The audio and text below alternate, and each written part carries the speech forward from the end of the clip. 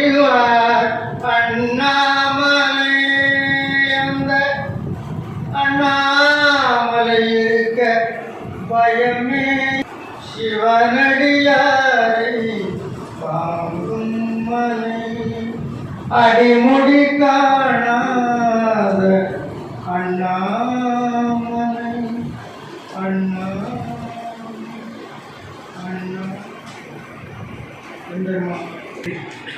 பாடல்பாட்டு பாடுமாறு நேற்றுக்குரிய கவிஞர் தேவிகாரணி அவர்களை விரும்புகிறேன்.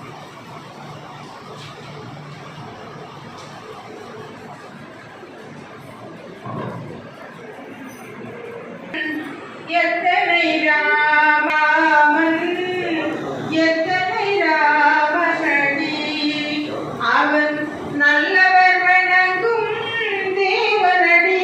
தேவன் ராமன் எத்தனை ராமனடி. கல்யாண கோலம் கொண்ட கல்யாண ராமன். கல்யாண கோலம் கொண்ட கல்யாண ராமன். காதலுக்கு தெய்வம் வந்த சீதாராமன். அரசாமன் அலங்கார ரூபம் கொண்ட சுந்தர ராமன். ராமன் தெய்வம் என்ன கோதல ராமன். தந்தை மீது பாசம் கொண்ட தசரத ராமன். வீரன் பொறுப்பாளர்களுக்கு மனமார்ந்த நன்றியை தெரிவித்துக் கொண்டேன். இன்னும் இசைவர்கள் நிறைய பேர் இருக்காங்க. நான் நேரம் கருதி அந்த இதோட நேரத்தை பொறுத்து வைக்கிறேன் பார்க்கலாம். முதலாவதாக இது ஒரு நிகழ்ச்சிக்கு தலைமை தாண்டி சிறப்பாக நடத்தி கொண்டிருக்கிற மதிப்பிற்குரிய முனைவர் திரு மாதவ சுந்தர் அவர்களை வருகிறவர்கள் என்று வரவேற்கிறேன். உங்களை பற்றிய நிறைய விஷயங்கள் எடுத்து சொல்ல வேண்டியது. ஆனால் வந்து நேரம் வந்து அது எடுத்துட்டோம் சொன்னால் அதுவே ஒரு 1.5 மணி நேரம் 2 மணி நேரத்துக்கு மேலே வேணும். நிறைய ஏகப்பட்ட விஷயங்கள் சொல்லணும். ஒரு விஷயம் இந்த நிகழ்ச்சியுடைய சிறப்பு விருந்தினர் மதிப்பிற்குரிய கலைமாமணி முனைவர் திருப்பூர் கிருஷ்ணன் ஐயா, அமுதசபை பத்திரிகை ஆசிரியர் ஐயா அவர்களை வருகிறவர்கள் என்று வரவேற்கிறேன். சிறப்பு அம்சம்னா ஐயா வந்து இன்னைக்கு துணைவியாக வருகை தந்திருக்கிறார். அவருடைய நண்பர் குடும்பத்துடன் சேர்ந்து வருகை தந்திருக்கிறார். நமக்கு பெரிய ஒரு வாய்ப்பு கூட நான் நினைக்க பெரிய வாய்ப்பு. அதை பற்றி ஒரு 2 வரி. ஒரு 2 வாரங்களுக்கு முன்னதாக 3 வாரங்களுக்கு முன்னாக சென்னை சென்றிருந்தோம். அவர் குப்பதையா தங்கசாமி நானும் சேர்ந்து போய் நிறைய பேர் ஐயாவை சந்தித்து வீட்டை சந்தித்து வந்தோம். தென்காசியிலே திருக்குறள் நிகழ்ச்சியினுடைய இடத்திலே குப்பதையா அவர்கள் அவருக்கு அறிமுகமான போது அவர் பேசிக் கொண்டிருந்தார். ஐயா நாங்கள் இந்த மாதிரி ஆழ்வார் மாளிகையில் கம்பராமாயணத்துடைய கண்காட்சியை வைத்திருந்தோம் என்று அவர் உடனே மகிழ்ச்சி அப்படியே கட்டி பிடிச்சிட்டார். உடனே அவரை கட்டி பிடிச்சி மிக்க மகிழ்ச்சி அப்படியே போட்டு அவர் குடிக்க கை பிடிச்சிட்டு உடனே தன்னுடைய உதவியாளர் சொல்லி உங்களுக்கு ஃபோன் நம்பர் கொடுங்க, எப்போனா நீங்கள் என்கிட்ட பேசணும் சொல்லிட்டார். உடனே அங்கேயே அதாவது இது மாதிரியான ஒரு மிகப்பெரிய ஒரு சமுதாயத்திலே பெரிய அளவிலே உள்ள ஒரு சொற்பொழிவாளர்கள் வந்து அவ்வளோ சுலமாக வந்து அவங்க எண்ணெய் கொடுக்க மாட்டாங்க. தொலைபேசியிலே கிடைக்கிறது கஷ்டம். எவ்வளோ பேர் நம்ம பார்த்துட்டு இருக்கோம், கிடைக்கிறது கஷ்டம். மிக ஒரு எளிமையானவராக வந்து அவர் வந்து தன்னுடைய எண்ணெய் கொடுத்து விட்டுதான். அதுக்காக உடனே நம்ம சொன்ன உடனே ஐயா இது மிகப்பெரிய விஷயம் கிடையாது, சென்னைக்கு போய் அதை சந்திச்சுட்டு வருவோம் அப்படின்னு சொல்லி சென்னை சென்று வந்தோம். அந்த வகையில் நிறைய நிகழ்ச்சி நடந்து விட்டது. அதுக்கு உடனே நிகழ்ச்சிகள் சென்னை கடற்கரை சாலை அம்மா உள்ள வாங்க மேலே வாங்க. சென்னை கடற்கரை சாலையிலே உள்ள விவேகானந்தர் இல்லம், அந்த இடம் வந்து சுவாமி விவேகானந்தர் சிகாகோவில் பேசிவிட்டு இலங்கைக்கு பிறகு உள்ள வந்து முதல் இடம் சென்னை இந்த கடற்கரை சாலை. அந்த இல்லத்திலே வந்து 1 வாரம் தங்கியிருந்தார். 9 நாட்கள் வந்தது தங்கியிருந்தார். அப்பப்போ சொற்பொழிவு கொடுத்துருந்தார். மிகப்பெரிய ஒரு அற்புதமான ஒரு இடம். அந்த இடத்திலே நம்முடைய திருப்பூர் ஐயாவினுடைய ஒரு சொற்பொழிவு ஒன்று இருந்தது. அருமையான சொற்பொழிவு. உடன் பிறந்த தம்பியரும் உடன் பிறவா தம்பியரும் என்ற பொருளிலே மிக அருமையாக ஒரு அரசு ஆராய்ந்து ஒரு பட்டிமன்றம் வழக்காடு மன்றம் சேர்த்து அவரே ஒற்றை பண்ணிட்டார். மிக சிறப்பாக நிகழ்ச்சி அவரே அமைந்திருந்தது. அப்பொழுது வந்து அவர் அங்கே கண்காட்சி வைக்கிறதுக்கு நமக்கு அனுமதி வாங்கி கொடுத்தார். ராமகிருஷ்ண மடத்தை சேர்ந்தவர்களிடமும் அந்த ஒரு நிகழ்ச்சி ஏற்பாட்டிடம் வந்து நமக்கு அனுமதி வாங்கி கொடுத்தாரு. மனமார்ந்த நன்றியை நடத்தி அதில் தெரிவித்துக் கொள்கிறோம். இருக்கும்.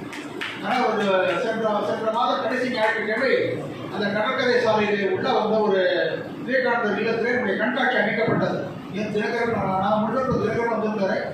மிக சிறப்பாக கண்காட்சி அமைத்து மக்கள்லாம் தேர்ந்தெடுக்கப்பட்ட ஒரு சிறப்பான ஒரு சபையர்கள் கேட்டவங்கள்லாம் அந்த வகையில் ஒரு ஈடுபாட்டில் வந்து அவருடைய அடுத்த மாதம் நீங்களே வாங்க வந்து கூப்பிட்டுருக்காரு. வரக்கூடிய ஜூலை 27 அந்த இடத்துல இவருடைய பேரொருளாக நம்முடைய கம்பராமாயண பாராயணம் அவருடைய செய்யுள் விளக்கம் கண்காட்சியுடைய ஒரு ஒளித்திரையில பார்க்கக்கூடிய ஏற்பாட்டோட அங்கே நடக்க போகிறது. அவருடைய 27 எம்பெருமானுடைய பேரொருளாக அது எல்லாத்துக்கும் ஒரு ஒரு ஆதாரமாக ஒரு வேறாக ஒரு அன்பின் வெளிப்பாடாக இருந்து நமக்கு செயல்படுத்தி கொடுத்த நம்முடைய திருப்பூர் ஐயா அவர்களுக்கு நம்ம வந்து ஒரு நன்றியை தெரிவித்துக் கொள்கிறோம். அவரையும் அவருடைய குடும்பத்தில் அம்மா வந்திருக்கிறாங்க. அந்த அம்மாவே வந்து ஜானகிராம் ஐயா ஜானகிராம் அம்மா பேர் ஜானகிராமன் தான் சேர்ந்து அம்மா மிக மகிழ்ச்சி. அம்மா வரைய கொடுத்துருக்காங்க. அவருடைய முக்கிய நண்பர் வரைய கொடுத்துருக்கிறாரு. அவருடைய நண்பர் வந்து அவர் துணையாக இருக்காங்க. அவங்களாம் அப்படின்னா 8வதுலேருந்து துவங்கி எம்எஸ்சி வரைக்கும் இணைந்து படித்த தோழிகள் வந்து 2 பேரும் மிகப்பெரிய ஒரு விஷயம். அது வரைய இருக்கிறாங்க இந்த இடத்துல ஒரு மிகப்பெரிய மகிழ்ச்சி. அவங்க ஒரு வகையில் சொல்ல போனால் திருவியார் தியாகராஜர் தியாகராஜர் அவருக்கு ஒரு கிட்டத்தட்ட ஒரு உறவு முறையில் வந்துடுவாங்க உடனே. அந்த அளவுக்கு நெருக்கமானாங்க. திருவாரூரில் பிறந்து அவங்க குடும்பத்தில் பழக்க மாட்டேன்னுவாங்க. அது ஒரு பெரிய ஒரு உறவு முறை. நிறைய இருக்க விஷயங்கள் அதாவது ஒரு கிருஷ்ணனுடைய காலனி தொடரப்பட்டதுனால நிறைய விஷயங்கள் வந்து பொருள். அதே மாதிரி திருப்பூரையாவுடைய காலனி தொடரப்படும் போதும் நிறைய விஷயங்கள் நடக்கப்படுவது என்பது ஒரு பெரிய ஒரு வாய்ப்பு. அவர் அந்த அனைவருமே வருகிறேன் வரவேற்கிறேன். அடுத்ததாக இந்த மண்டபத்தில் உரிமையாளர் நிறையா சொல்லணும். நேரம் கருதி ஒரு வேலை முடிச்சுக்கிறேன். ஐயாவை யோசனை பண்ணாங்க. அந்த மதிப்பிற்குரிய CS துரையா அவர்கள் எப்பொழுதும் தமிழ் சொன்னாலே உடனே மண்டபத்தை வந்து இலவசமாக கொடுத்துருவார். உடனே மனம் போது உடனடியாக அடுத்தது சிந்தனைக்கே இடமில்லை.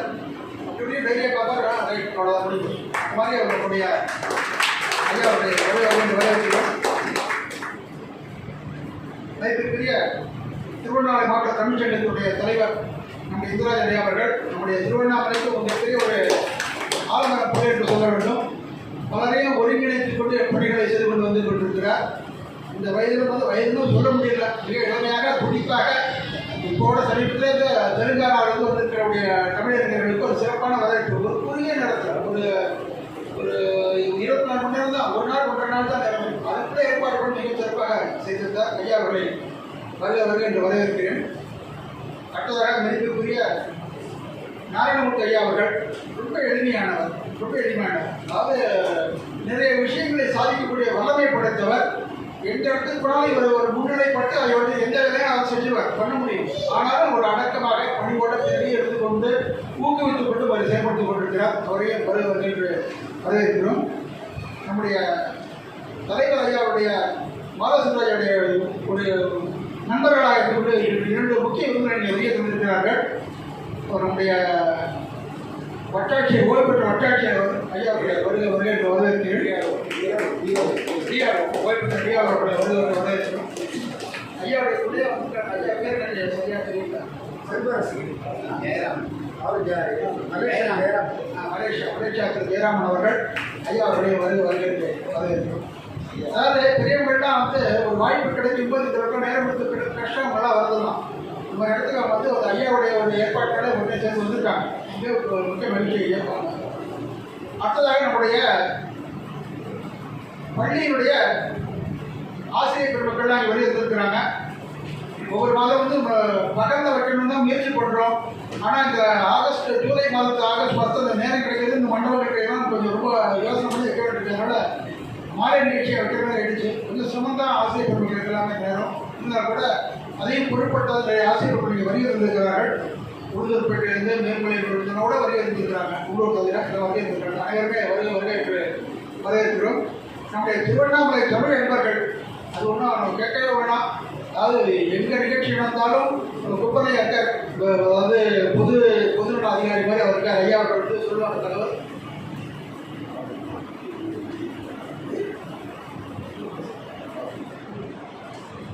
ஐயா வந்து தொலைபேசி தொடர்பு சொல்லிட்டாங்கனால தவிர்த்து உடனே ஓட்டோ நிகழ்ச்சிகள்லாம் வந்துருவாங்க. அந்த அளவுக்கு தமிழர்கள் நிறைய பேர் வந்துட்டு வருகை இருந்திருக்காங்க.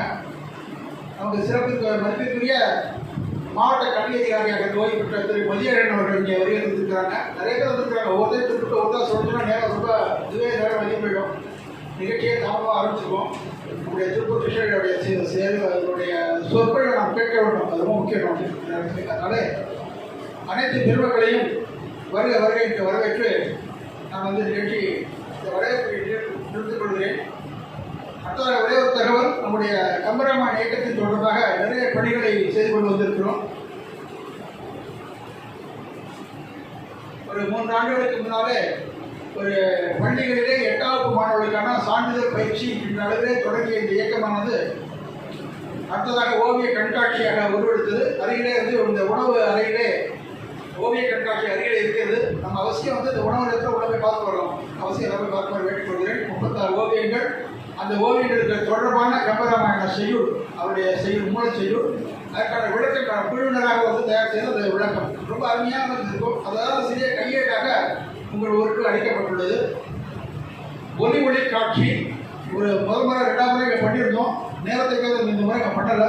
ராமாயணத்தில் சில ஒரு காட்சியில வந்து அவருடைய விஷயங்களை எடுத்து சொல்லி அவருடைய பண்புகள் எடுக்கிற மாதிரி ஒரு நிகழ்ச்சி ஒளி காட்சி. பயிலரங்கம் ஒர்க் ஷாப்பு ஆசிரியர் பெருமக்களுக்கும் கல்லூரி மாணவர்களுக்குமாக ஒரு நிகழ்ச்சியாக ஒரு பயிலரங்கம். கம்பராமாயணத்தில் போட்டிகள் வைத்து சென்றாண்டு ஆரம்பிச்சிருக்கோம். மாணவர்களுக்கெல்லாம் வந்து ஒரு ஒப்பித்தல் போட்டி, எழுதுதல் போட்டி, கட்டுரை போட்டி, பிறகு வந்து ஓவியம் வரைய மாதிரி நிறைய போட்டிகள் நடத்தி மாணவர் ஏற்கனவே ஒரு 350 மாணவர்கள் மேலே கலந்து கொண்டார்கள். இது ஒரு சிறப்பாக நடைபெற்றது. SRGDS பள்ளியில் நடைபெற்றது. கம்பராமாயண தொடர் சொற்பொழிவு இது வந்து அடுத்த ஒரு கட்டமாக அது சொற்பொழிவாகவும் ஜனங்களை மக்களை கொண்டு செல்கிற நிகழ்ச்சியில் ஒரு குழுவாக இருந்து ஆளுக்கு ஒரு விஷயங்களை எடுத்துக்கொண்டு ஒரு பகுதியை எடுத்துக்கொண்டு ஒரு சொற்பொழிவு 5 நாட்கள் அது மாதிரி. ஆனால் ஒரு சொற்பொழிவு மட்டும் இல்லாமல் அதோடு சேர்த்து ஒரு பரதநாட்டிய நிகழ்ச்சி, ஒரு இன்னிசை, ஒரு வில்லிசை, பாதுகை அபிஷேகம், பெற்றோருடைய வழிபாடு, மாணவர்களுக்கான போட்டிகள், மொழிமொழி எல்லாமே கலந்து இந்த சொற்பொழிவோட கலந்து கொடுக்கும்போது மக்களுக்கு வந்து ஒரு ஈர்ப்பாக இருக்கிறது இந்த நிகழ்ச்சியானது. கம்பராமாயண பாராயணம் 36 செய்யுளிலிருந்து தொடர்ந்து சொல்ல வேண்டிய ஒரு நிகழ்ச்சி. கம்பராமாயண அமுது இது ரொம்ப சிறப்பானது. கம்பராமாயணத்தை ஆரம்பத்திலிருந்து எடுத்து அதனுடைய விஷயங்கள் வந்து ஆழ்ந்து படித்து அறிஞர்கள் சிந்திக்கக்கூடிய அளவில் நிகழ்ச்சி மாதம் ஒரு முறை ஒவ்வொரு தமிழ் திங்களும் முதல் திங்கள் நடைபெற்று வருகிறது. நம்முடைய முனைவர் குமாரையா இருந்தது முதல் நடைபெற்றது. ஐயா வந்து விருப்பத்தோடு ஏற்பட்ட சிறப்பாக நடத்தி கொடுத்தார்கள். முதலில் தொடர்ந்து வரக்கூடிய நிகழ்ச்சி 3வது மாதமாக நடக்க இருக்கிறது. அடுத்த கம்பராமாயண விழுது. இந்த கம்பராமாயணத்தை தொடர்பான நிகழ்ச்சியை கிராமங்களுக்கு கொண்டு போகிறதுக்காக வந்து நிகழ்ச்சிகள் பண்ணிட்டு இருக்கோம். கிராமங்களிலே அந்த நிகழ்ச்சி நடைபெற்று வருகிறது. கம்பராமாயண திருவிழா ஒரு நாள் நிகழ்ச்சியாக போன்ற சென்றாண்டு பண்ணியிருக்கோம். காலை 8 மணி முதல் இரவு 8 மணி வரை எல்லா நிகழ்ச்சியும் கலந்து கம்பராமாயணத்தை சிந்திக்கக்கூடிய ஒரு அருமையான நிகழ்ச்சிகள் எல்லாமே இவருடைய வீரர்களாலே இந்த ஒரு குழுவினருடைய மிக ஈடுபாட்டான செயல்பாட்டினாலே மிக சிறப்பாக நடைபெற்று வருகிறது. அந்த வகையிலே வந்து என்னுடைய அறிமுக உரையை இந்த நேரத்தில் நான் நிறைவு செய்து கொள்கிறேன். தியாகம் கருதி இந்த அனைத்து நிகழ்ச்சியும் ஆதரவு அளிக்கின்ற அனைவருக்குமே மனமார்ந்த ஒரு நன்றியையும் வணக்கத்தையும் இந்த தெரிவித்துக் கொள்கிறோம். விழாக்குடைய இந்த தலைமை உரையாக மதிப்பிற்குரிய நம்முடைய மாதவ சுந்தராஜ் அவர்கள் வந்து ஒரு சில வார்த்தைகளுடைய பகிர்ந்து கொள்ளுமாறு அவரை மனமார்ந்து வேண்டிக் கொள்கிறேன். நான் இப்ப பேசும்போது உங்களுக்கு இது தெரியும். கம்பராமாயண இயக்கம் இப்போதுதான் தொடங்கியது போல இருக்கிறது.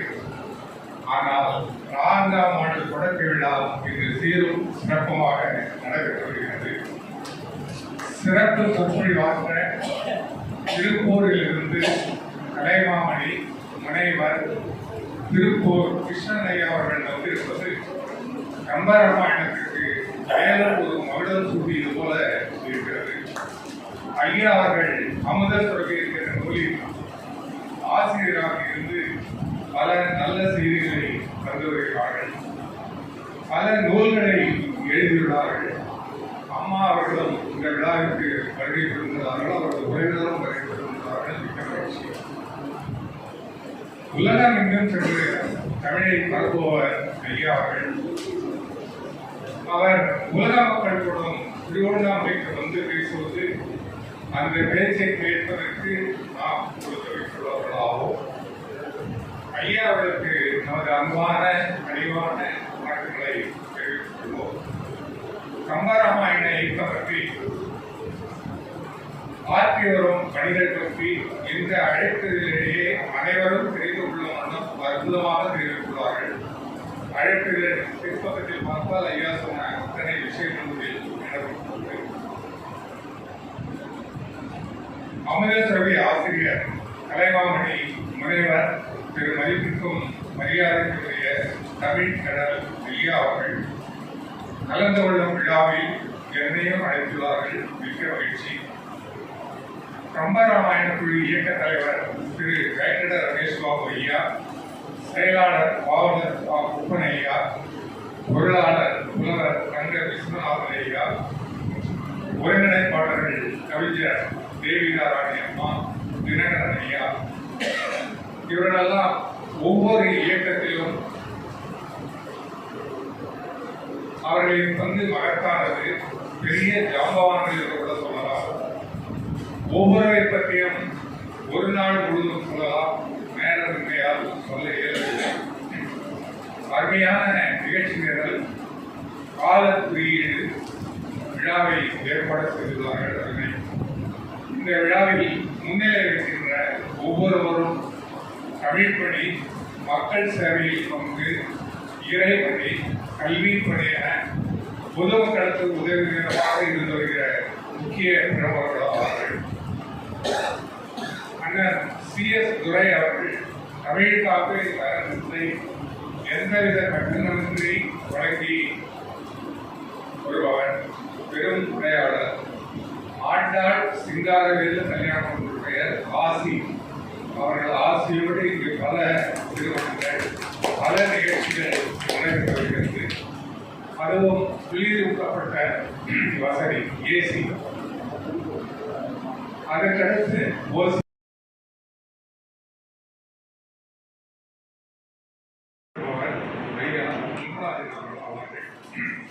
அண்ணன் தனுஷ் அவர்கள் 38 ஆண்டுகளாக தண்ணீர் பொருளாளராகவும் இருக்கிறார்கள்.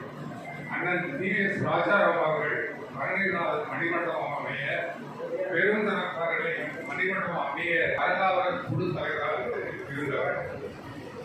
ஐயா குடசேகரன் அவர்கள் தொழிலதிபர், சன் கலை மற்றும் அறிவியல் கல்லூரியுடைய தலைவராக உள்ளார்.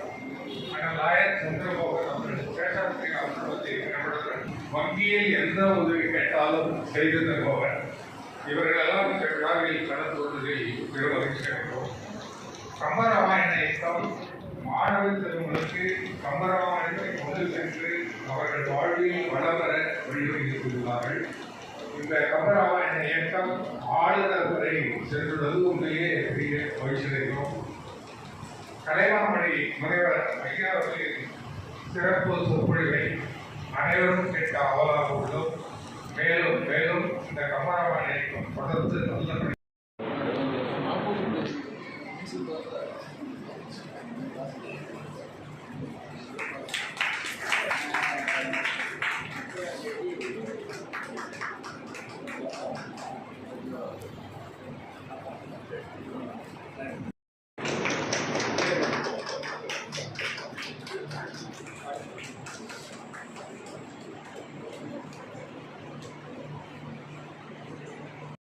தெரிஞ்சுக்கணுமே. ஏன்னா இன்னைக்கு ஒரு 2-3 நிகழ்ச்சிகளுக்கு ஓடோடி வந்துக்கிறேன். ஐயா அதோட இன்னொரு நிகழ்ச்சிக்கு மேல்படுவதில் வள்ளலார் விழாவுக்கு நாங்கள் போய் ஆகணும். வேற வழி இல்லை, எல்லாம் போயிடுச்சு ஆச்சு. ஆக அப்படிப்பட்ட நிலையில ஐயா அவர்களை பார்க்கும்போது அவர் திருப்பூருக்கு சொன்னார், ஆனால் சென்னையில் இருக்கிறார் என்று கூறி ஒரு நல்ல செய்தியை சொல்ல விரும்புகின்றேன். திருக்கோயிலும் கபிலர் விழா உங்களுக்கு தான் தெரியும். 3 நாட்கள், இன்னைக்கு நாளைக்கு நாளைக்கு இப்ப ஆரம்பிச்சாச்சு. நாளைக்கு ஐயா அவர்களுக்கு மாலை பெரிய ரதத்தில் வீரட்டானேஸ்வரர் கோயில் ஒன்று இருக்கு, புகழ்பெற்ற கோயில். அங்கிருந்து கபிலர் கூட்டு அங்கதான் விழா நடக்குது. அவ்வளவு தூரம் அலங்கார ஊர்தியில் உட்கார வச்சு அதுக்கப்புறம் அங்க போயிட்டு அவருக்கு கபிலர் விருது கொடுக்க இருக்கிறார்கள். மரியாதைக்குரிய பெரியவர் தியாகராஜன் அவர்கள். அது யாரு முன்னிலை கொடுக்கிறாங்க தெரியுமா? அந்த விழா தலைமை மரியாதைக்குரிய தினமணி ஆசிரியர் வைத்தியநாதன் ஐயா அவர்கள் தலைமையில் கொடுக்கிறார். ஆகவே அப்படி சிறப்பு பெற்றவர்கள் பல விருதுகளுக்கு சொந்தக்காரர் அவர்கள். ஆகவே அவருடைய பேச்சுக்கள் நிச்சயமாக சமுதாய மாற்றத்தை உருவாக்கும். அவருடைய பேச்சுக்கள், அவருடைய கருத்துக்கள் நமது பிள்ளைகளுக்கு போய் சேர வேண்டும். நம்மோடு அதை நிறுத்திவிட்டால் சரியாக இருக்காது. ஆக இந்த கூட்டம் வெற்றி பெறுகிறது என்றால் அவர் சொல்ல போகிற கருத்துக்களை மனதில் நிறுத்தி நம் பிள்ளைகளுக்கு இதை எடுத்து சொல்லி வழிநடத்த வேண்டும் என்று சொல்லி இந்த 4ஆம் ஆண்டில் இது வெள்ளி விழாவை தாண்டி நடக்க வேண்டும் என்று நெஞ்சார வாழ்க்கை வாய்ப்புக்கு நன்றி கூறியாக இருக்கிறேன். நன்றி, வணக்கம்.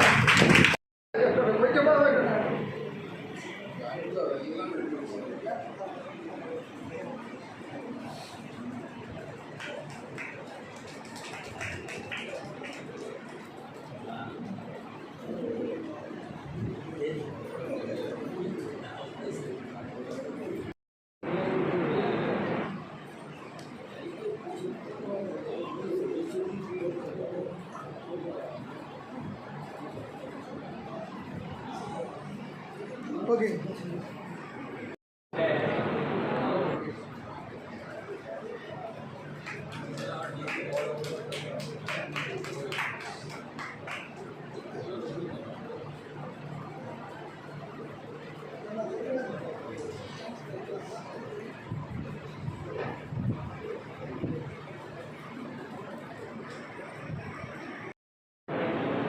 மாணவர்கள் இந்த சான்றிதழ் பேச்சு முடிச்சிருக்காங்க. அவர் அனைவருக்குமே வந்து இந்த கம்பராமாயண கதை புத்தகம் வந்து எல்லாமே இலவசமாக அளிக்கப்பட்டது. அது வந்து மாணவர்கள் அளவில் தான் 6000, புத்தக அளவில் வந்து இதுக்கும் 12,000, இப்போ இன்னும் 2000 அடிச்சாச்சு. 14,000 புத்தகங்கள் அப்படி இலவசமாக சென்று கொண்டிருக்கிறது. அந்த பள்ளிகளுக்கான புத்தகங்கள் அளிக்கப்படுகிறது. தற்பொழுது அவருடைய பெற்றா சத்ராச்சாரியர் குறிப்பிட்டார்கள். அது நமக்கு மிகப்பெரிய பாக்கியம். நாளைக்கு வந்து திருக்கோவில் நடைபெற்ற நிகழ்ச்சியை முன்னிட்டு ஐயா வருகை தராங்க தகவல் நமக்கு மூலம் கிடைச்சது. அதனால உடனடியாக அவரை தொடர்பு கொண்டு ஐயா அவசியம் இன்னைக்கு ஒரு நாளைக்கு வந்து சொல்றது வேண்டிக் கொண்டோம். இந்த மாதிரியெல்லாம் பெரிய வருது ரொம்ப எதிர்பார்க்க முடியாது. அந்த அளவுக்கு செலவு பண்ணுறதும் இல்லை, நம்ம அந்த அளவுக்கு பண்ணுறது இல்லை. பெரியவர்களுக்கெல்லாம் அது அவையா அவர் வந்து விருப்பப்பட்டு வருகை தந்து அண்ணாமலையுடைய பேரொருளாலே இங்கே வந்திருக்காரு. தற்பொழுது பள்ளிகளுக்கான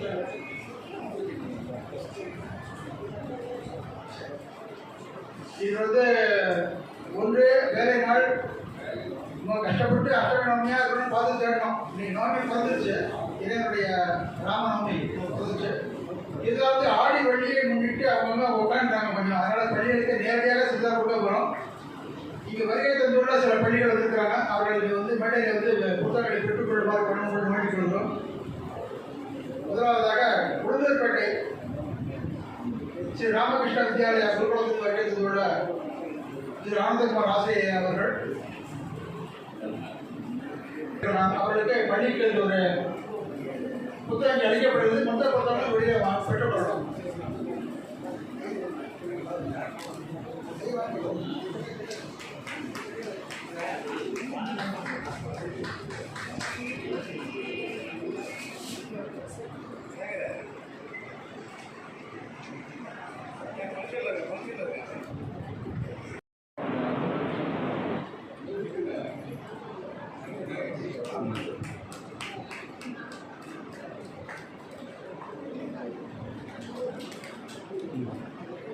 நன்றி அம்மா.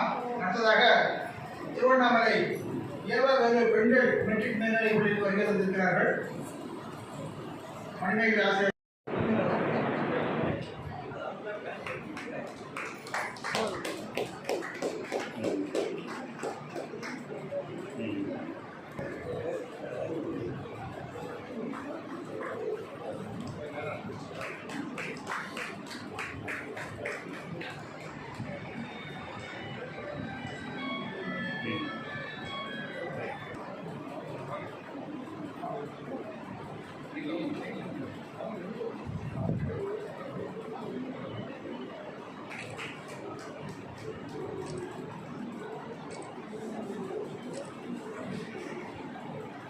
நன்றி அம்மா.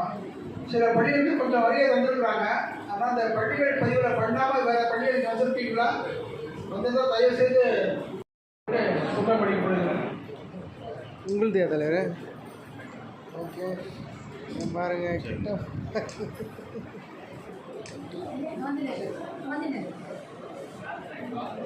சாட்சியமாள் பள்ளி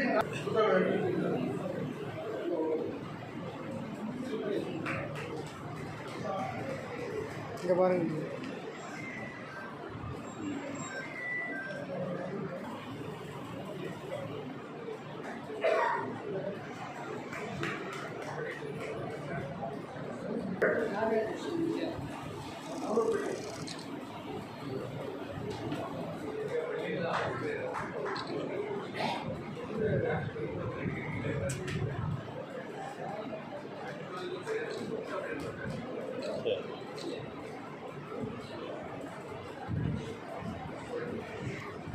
அடுத்த அவர்பேட்டை ராஜாதேசிக பள்ளியில் வருகை இருக்கிறார்கள். நீங்கள் எல்லாமே தயவு செய்து பேர் பதிவு செய்து கூட வெளிக்கொள்ளுங்கள்.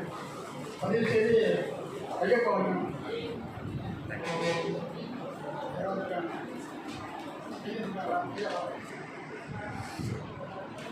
சரஸ்வதி நாலேஜ் யுவ கேந்திரா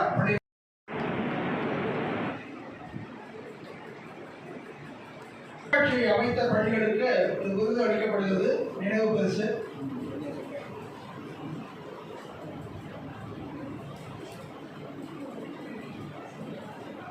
உணவர்கள் பொருட்கள் அந்த கண்ட்ராக்ட் அந்த பள்ளிகளிலே வைத்திருந்தார்கள்.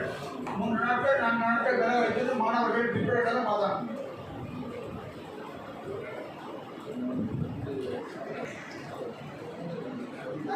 நினைவு பரிசு வழங்கப்படுகிறது.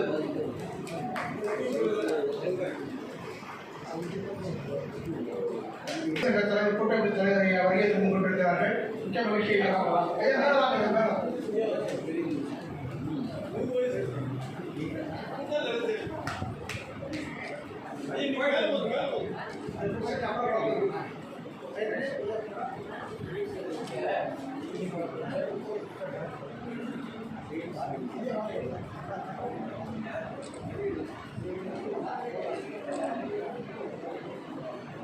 அடுத்ததாக அவர்பேட்டை ராஜதேசிக பள்ளி கண்காட்சி வச்சிருந்தாங்க. ஐயா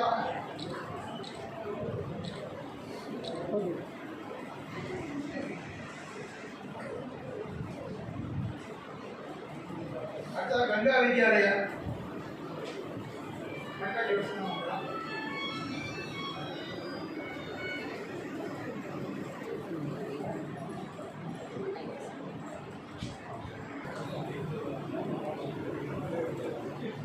ಮೇಲ್ಮನೆಯಲ್ಲೂ ಬಂದಾಗಿದ್ದಾರೆ.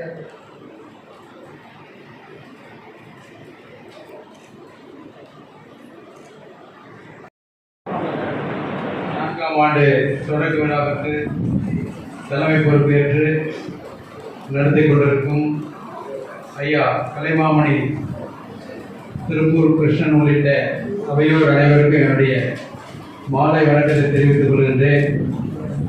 சற்று காலதாமதமாக வந்ததற்கு நான் வருத்தம் தெரிவித்துக் கொள்கின்றேன்.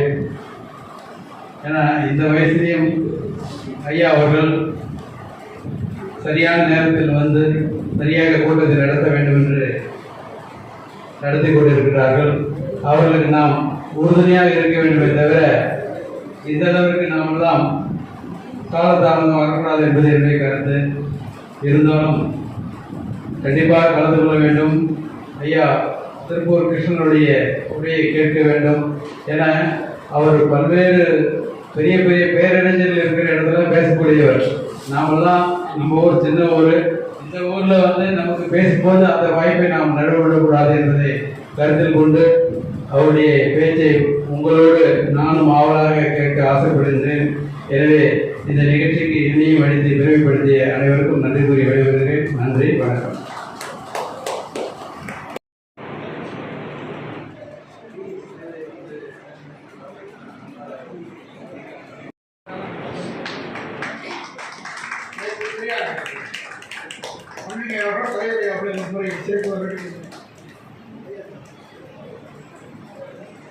இங்கே பாருங்க.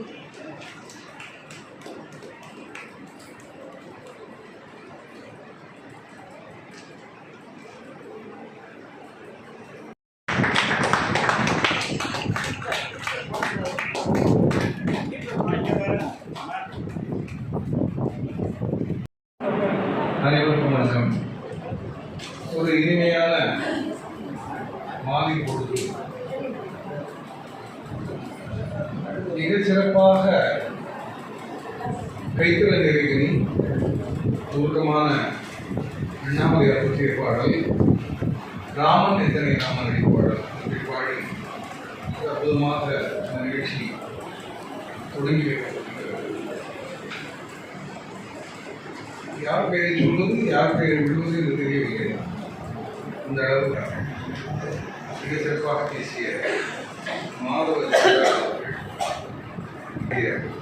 சி.எஸ். துரை அவர்கள், தரமுடியாத பெயரை தாங்கிய மண்ணுலிங்கம் அவர்கள், பேச்சுவிட்டு விடைபெற்றிருக்கிற முதியவராஜன் அவர்கள், இந்த அருமையான கம்பராமாயண இயக்கத்தை நிறுத்தி நடத்தி வருகிற வெங்கட விஷ்ணு பாபு அவருக்கு துணையாக இருக்கிற குப்பன் அவர்கள், தங்க விஸ்வநாதன் அவர்கள், ஏகாராணி அவர்கள், தினகரன் அவர்கள் உள்ளிட்ட அனைவருக்கும் என்னுடைய மனமார்ந்த வணக்கங்களையும் பாராட்டுகளையும் தெரிவித்துள்ளேன்.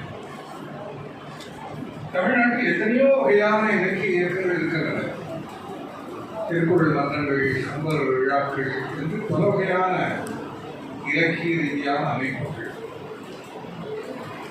கம்பன் கழகங்கள் நிறைய இருந்தாலும் கம்பராமாயண இயக்கம் என்ற தலைப்பில் எனக்கு தெரிந்தது. தமிழகத்தில் வேறு எந்த அமைப்பும் இருப்பதாக தெரியவில்லை. கம்பராமாயண இயக்கத்தினுடைய நோக்கம் என்பது கம்பன் புகழை பரப்புவதோடு கூடவே ராமன் புகழையும் பரப்புவது. அந்த சொற்றொடர் அதைத்தான் நமக்கு தெரிவிக்கிறது. இன்றைய சூழ்நிலையில் அப்படி ராமன் புகழை ஏன் பரப்ப வேண்டும் என்கிற ஒரு கேள்வி எழுகிறது. அந்த கேள்விக்கு ஒரு விடை இருக்கிறது. நாம் நமது சுதந்திரத்தை மகாத்மா காந்தியின் ராமநாம பஜனை மூலமாகத்தான் பெற்றோம். ராஜாராம் இந்த பஜனை பாடலை பாடி அகில இந்தியாவில் உள்ள மக்களை ஒருங்கிணைத்து ஒரு உணர்வெழுச்சியை ஏற்படுத்தி சுதந்திரத்தை நம் இந்தியாவுக்கு பாரதத்திற்கு வாங்கி தந்தார் மகாத்மா. எனவே இந்த சுதந்திரம் என்கிற விளைவை பெற நாம் பயன்படுத்திய கருவி ராமநாமம். ஆனால்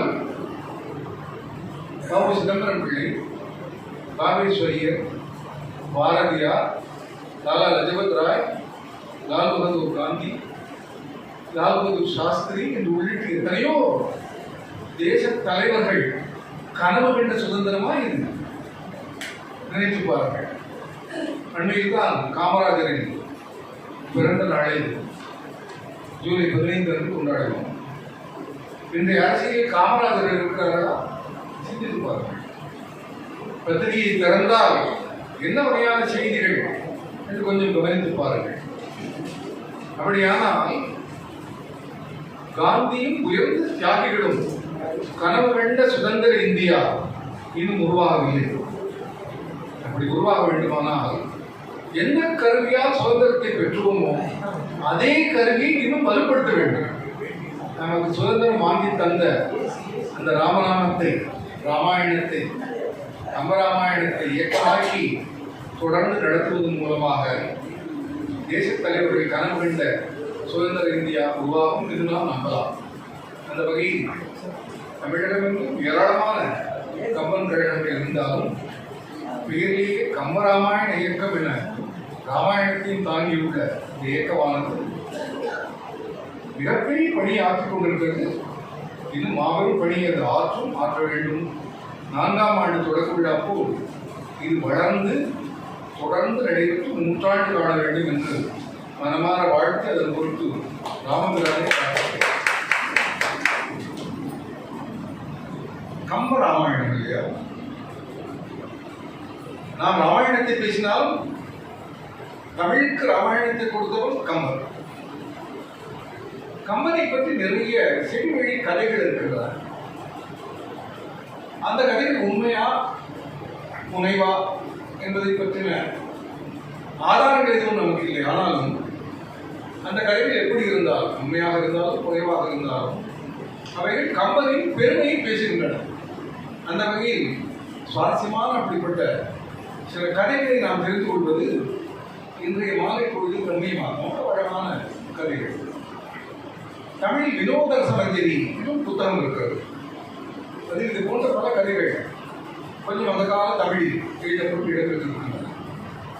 உங்களுக்கெல்லாம் தெரியும், கம்பர் கம்பராமாயணத்தை சடைப்பவளர் முன்னிலையில் அரங்கேற்றினார். சடைப்பவளர் மேல் கொண்ட நன்றி உணர்ச்சி காரணமாக, அவர்தான் தன்னை ஆதரித்தார் என்பதை காரணமாக 100 பாடலுக்கு ஒரு பாடலில் சடைப்பவளரின் பெயரை அவர் குறிப்பிட்டார். அதற்கு ஒரு எதிர்ப்பு எழுந்தது. கடவுளை பற்றிய ராமாயணத்தில் இவ்வளவு மனித துதியா இருக்கும், 1000 பாடலுக்கு ஒன்று போதும் என்று சொன்னார்கள். அவர் 1000 பாடலுக்கு ஒன்றாக அப்போது கம்பர் சொன்னாரா, ஆம், சடைக்க வள்ளல் 100 ஒருவர் என்று நான் நினைத்தேன், இல்லை அவர் 1000 ஒருவர் சொன்னதாக ஒரு செய்தி தரப்படுகிறது. கம்பருடைய சமகாலத்தில் வாழ்ந்தவர் ஒட்டக்கூத்தன். ஒட்டக்கூத்தன் ராமாயணம் எழுதி பார்த்தால் சிலர் கவிகள் அவர்களுக்கு இடையாக மற்றவர்கள் எழுதுகிறார், மயிலெல்லாம் எழுதுகிறார். கண்ணதாசனை மாதிரி இன்னொரு எழுத முடியுமா? கண்ணதாசன் தான், கம்பன் தான், பாரதி தான். ஒட்டக்கூத்ததால் அப்படி போட்டி போட முடியவில்லை. என்றாலும் மனதில் போராமை. கம்பர் எதை செய்தாலும் அதை எதிர்த்து ஏதாவது சொல்வது என்பது இந்த பொறாமை சார்ந்த வழக்கு. கம்பர் சபையில் கும்பராமாயணத்தில் அரங்கேற்றும் போது ஒரு பாடல், அது அருமையான ஒரு கற்பனை. மல்லிகையே சங்கென்றும் வண்டு வந்து முரள்வதே சங்கூதும் சப்தம் என்றும் சொல்லி வைத்தால் கம்பர் ஒரு பாட்டுக்குரிய மல்லிகை சங்கு, வண்டு மேலே வந்து ஊதுகிறது இல்லையா, அந்த ரீங்காரம் சங்கூதுகிற சப்தம் என்று ஒரு பூவை சொன்னார். இதுவரை மல்லிகை பூவை வெண்மையாலும் வடிவத்தாலும் சங்கை போல் இருக்கிறது என்று யாரும் சொன்னதில்லை. சங்கு முழக்கக்கூடிய கருவி, வண்டு சங்கை ஊதுகிறது என்றும் யாரும் சொன்னதில்லை. புதிய ஒரு பூமை. அவை பலத்த கைதட்டல். ஒட்டக்கூத்தர் எழுந்தார். அவர் சொன்னார், இதில் குற்றம் இருக்கிறது. என்ன குற்றம்? சொல் குற்றமா இல்லை பொருள் குற்றமா? சொல் குற்றம் எதுவும் இல்லை, பொருள் குற்றம் இருக்கிறது. என்ன பொருள் குற்றம்? மல்லிகை சங்கு என்று சொன்னீர்கள். ஆமா, சங்கை வண்டு வந்து ரீங்கரிப்பது சங்கை முழங்குகிறது என்று சொன்னீர்கள். ஆமா, ஆனால் கம்பரே, சங்கை ஊதுபவர்கள் பின்புறத்தில் இருந்துதான் ஊதுவார்கள். வண்டு காப்பு பகுதியில் வந்து ரீங்கரிக்கவில்லையே, முன்புறத்தில் வந்தல்லவா ரீங்கரிக்கிறது. எனவே பொருட்குற்றமுடைய பாடல் என்று ஒட்டக்கூத்தர் சொல்கிறார். கம்பர் தன்னுடைய தரப்பை நிறுவ வேண்டும். ஒரு கலைவாணியின் அருள் பெற்றவர் இல்லையா, உடனே அவர் சொன்னார், கள்ளும்பார் அறிவாரோ முன்பு பின்பு கள்ளு உண்பவர்கள் போதையால் தடுமாறி முன் எது பின் எது என்று அறிய மாட்டார்கள். வண்டு மல்லிகையில் உள்ள கள்ளை சாப்பிடுகிறது, தேனை சாப்பிடுகிறது. அதனால் விளைந்த போதையால் தான் அப்படி அது முன்புறத்தில் என்று சொல்ல ஒட்டக்கூத்தர் தலைவரார். மறுநாள் நதியில் முகம் கழுவ ஒட்டக்கூத்தரும் கம்பரும் அதிகாலை போனார்கள். ஒட்டக்கூத்தர் இருந்த படித்துறை சற்று மேற்பகுதியில் இருந்தது. நதி அங்கிருந்து ஓடி சலசலத்து வருகிறது. கீழ்ப்பகுதியில் கம்பருடைய அவர் முகம் கழுவுகிற படித்துறை. அவர் கால் கழுவி கொண்டிருக்கிறார். ஒட்டக்கூத்தர் மேல் படித்துறையில் இருக்கிறார். அங்கிருந்து அவர் மிகுந்த ஆணவத்தோடு ஒட்டக்கூத்தர் சொல்கிறார், என்னதான் நீர் எழுதினாலும் என் காலை கழுவிய தண்ணீர் தான் அங்கே உம்மிடத்தில் வருகிறது. அதில் தான் நீங்கள் உங்கள் காலை கழுவுகிறீர்கள் என்று நினைவில் வைத்துக் கொள்ளுங்கள் என்று ஒட்டக்கூத்தர் சொன்னார். உடனே கம்பர் சொன்னார், நீரே வந்து என் காலில் விழுந்தால் நான் என்ன செய்வோம்? பல சுவாரஸ்யமான கதைகள் கம்பரை பற்றி நிலவுகின்றன. உங்களுக்கு தெரியும், வால்மீகி ராமாயணத்தை எழுதிய அந்த மூல நூல் படித்து கம்பர் எழுதினார் என்றாலும் மூல நூலை அப்படியே மொழிபெயர்க்கிறது. நம்முடைய பண்பாட்டுக்கு ஏற்ற வகையில் அதை சற்று மாற்றினார். முக்கியமாக ராவணன் தன்னுடைய 20 கரங்களாலும் சீதையை தூக்கி சென்றான் என்பது வால்மீகம். கம்பர் குடிசையோடு பெயர்த்து சென்றான் என்று எழுதுகிறார். அது ஏற்கக்கூடியதும் கூட. ஏனென்றால் கம்பராமாயணத்திலே வருகிறது, வால்மீகி ராமாயணத்திலும் வருகிறது. வாரணம் பொருதமாகும் வரையினை எடுத்து தோடும், தாரணி மௌலி பத்தும் சங்கரன் கொடுத்த வாழும், இதெல்லாம் களத்தில் போட்டுவிட்டு ராவணன் போனான் என்று வருகிறது. வரையினை எடுத்தவன், இமயமலையே தூக்கியவன், தூக்க முயன்றவன் ராவணன். அப்படி இருக்கிற பொழுது கட்டாயம் அவன் குடிசையை தூக்கிவிட முடியும். எனவே குடிசையோடு எடுத்து சென்றான் என்று கம்பர் எழுதினான். ஒட்டக்கூத்தர் கேட்டார். அவை கவனித்துக் கொண்டிருக்கிறது. ஒட்டக்கூத்தர் சொன்னார், கம்பரே, நான் ராமபக்தன், நீரும் ராமபக்தர். ராமாயணம் நடந்த கதை என்று நாம் நம்புகிறோம். கம்பர் ஆமாம் என்றார். அப்படியான ராமாயணம் ஒன்றுதானே நடந்திருக்கும். 2 ராமாயணம் நடக்க வாய்ப்பு இல்லை.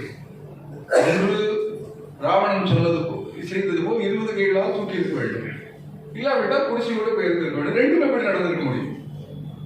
எனவே நீர் உங்களுடைய புதிய கற்பனையை எல்லாம் கொஞ்சம் மாற்றிக்கொள்ள வேண்டும் என்று அதற்கு ஒட்டக்கூத்தர் விளக்கம் கேட்டார். கம்பர் பதில் சொன்னார்,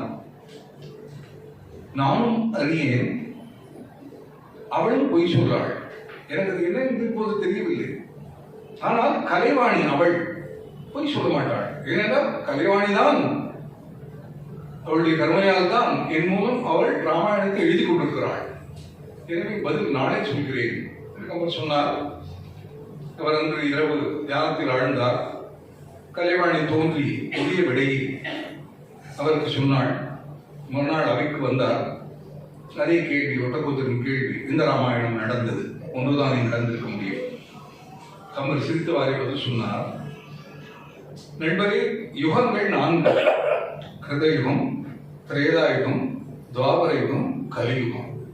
கலியுகம் தான் மிக கடினமாக எல்லா பாவங்களையும் தாங்கி நடக்கிற உலகம் என்பதை நாம் அனைவருமே அறிவோம். அதற்கு சாட்சி இன்றைய திரைப்படங்கள், தொலைக்காட்சி தொடர்களே போதும். அவ்வளவு சங்கடங்களில் கலியுகம் நடந்து கொண்டிருக்கு. ஆனால் நம்முடைய ஆன்மீக மரபுப்படி இந்த 4 யுகங்களும் மாறி மாறி நடந்து கொண்டே இருக்கின்றன. கிருதயுகம், திரேதாயுகம், துவாபரயுகம், கலியுகம். திரேதாயுகத்தில் ராமாயணம் நடக்கிறது. முதல் திரேதாயுகத்தில் ராமாயணம் நடந்தது. அதை பார்த்து வால்மீகி எழுதினார், ஒரு சுழற்சியில் அடுத்த திரேதாயுகம் வருகிற பொழுது சின்ன சின்ன மாறுதல்களுடன் அதே ராமாயணம் நடந்தது. அந்த மாறுதல்களை பார்த்து நான் பதிவு செய்தேன் என்ற பதிவு சொன்னதாக குறிப்பு வருகிறது. இப்படி கம்பரை பற்றி ஏராளமான பல்வேறு சுவாரஸ்யமான, நாம் ரசிக்கக்கூடிய, ஒப்புக்கொள்ளக்கூடிய கற்பனைகள். இந்த கம்ப ராமாயணத்தை வாசித்து அதற்கு சிலர் உரை எழுதினார்கள். அந்த உரையாசிரியர்களும் கூட ஏறக்குறைய கம்பனுக்கு இணையானவர்கள் என்று சொல்லத்தக்கவர்களாக விளங்கினார்கள். அவர்களில் ஒருவர் வைமு கோபாலகிருஷ்ணாச்சாரியார். அவர் கம்பனுடைய அந்த பாடல் வரிகளை எல்லாம் ஒரு மந்திரம் போல் உள்வாங்கிக் கொண்டு நமக்கு தெரிய வேண்டும் என்பதற்காக விரிவான உரை எழுதுகிறார். இப்போது வர்தமானன் பதிப்பகம் வைமுகோ உரையை மறுபடி வெளியிட்டிருக்கிறது. அது ஒரு பெரிய கடல். இருந்தாலும் உதாரணத்திற்கு ஒன்று சொல்கிறேன். அனுமன் சுந்தரகாண்டத்தில் சீதையை சந்திக்கிறான். சீதை, உன்னால் இவ்வளவு பெரிய செயலையெல்லாம் எப்படி சாதிக்க முடிந்தது, கடலை தாண்டி எப்படி வந்தாய் என்றெல்லாம் கேட்கிறாள்.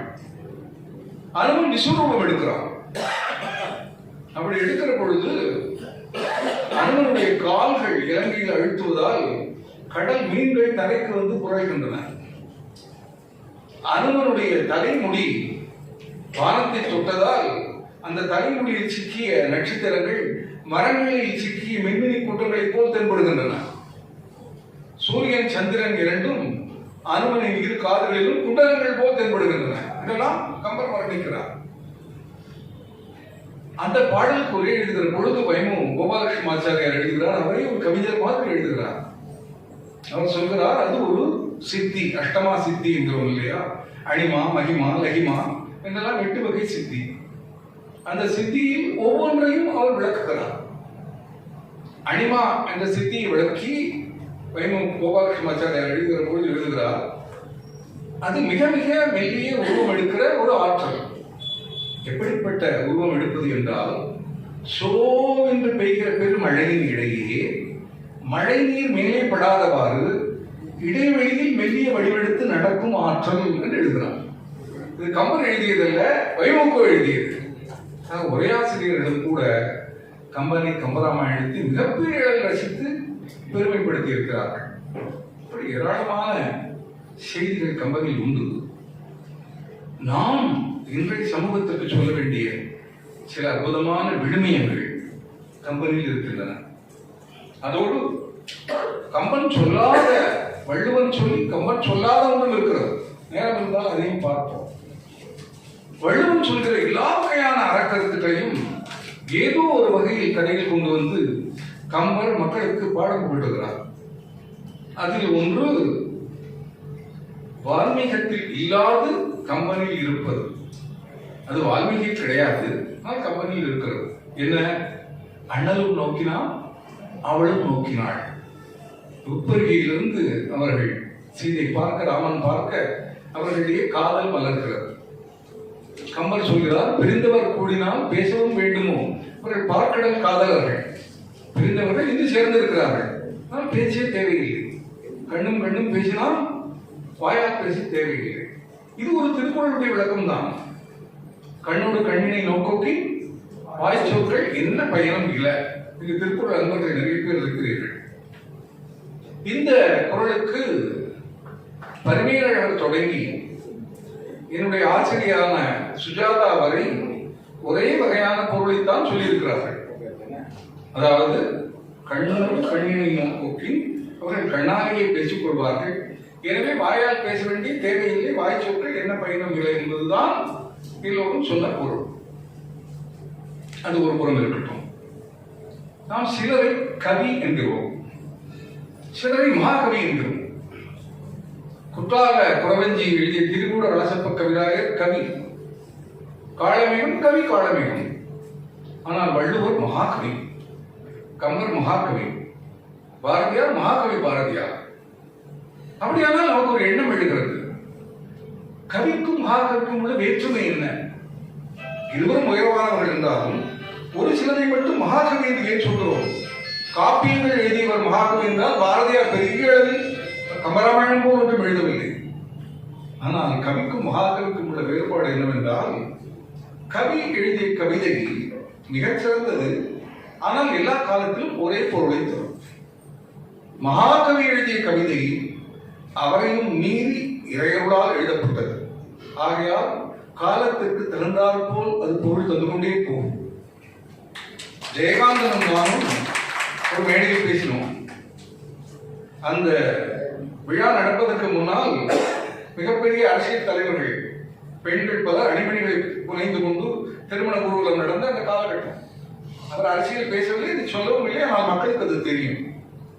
ஜெயகாந்தன் அற்புதமான ஒரு பேச்சாளர், மிகச்சிறந்த அறிவி ஜீவி, கவிஞனுடைய ஆழ் மனதை உணரக்கூடியவர்.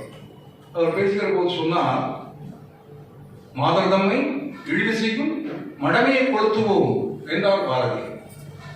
மாதரை நாம் இழிவு செய்கிறோம், ஏராளமான அணிமணிகளை புனைந்து கொண்டு அறிவுதான் அழகு, பண்புதான் அழகு என்பதை மீறி உடல்தான் அழகு என்று நினைத்துக் கொண்டு ஆடம்பரமாக மகட்டாக இப்படியெல்லாம் நடக்கிறார்கள் பெண்கள். அவர்களே அல்லவா அவர்களை இழிவு செய்து கொள்கிறார்கள், நாம் இழிவு செய்கிறோம். அதனால் அல்லவோ மகாகவி பாரதி சொன்னார், மாதர் தம்மை இழிவு செய்யும் மடமையை கொளுத்துவோம் என்று ஒரு சின்ன இடைவெளியின் மூலம் அந்த அர்த்தத்தை அவர் மாற்றினார். கண்ணோடு கண்ணினை நோக்கோக்கின் வாய்ச்சோக்கள் என்ன பயனும் இல்லை. திருச்சி சொற்பொழிவாளர் அமரர் பேராசிரியர் ராதாகிருஷ்ணனுடைய சீடர் திருச்சி புலவர் ராமமூர்த்தி என்றொருவர் இருக்கிறார், இன்னும் நம்மிடையே இருக்கிறார். மிகச்சிறந்த குரல் அன்பர்.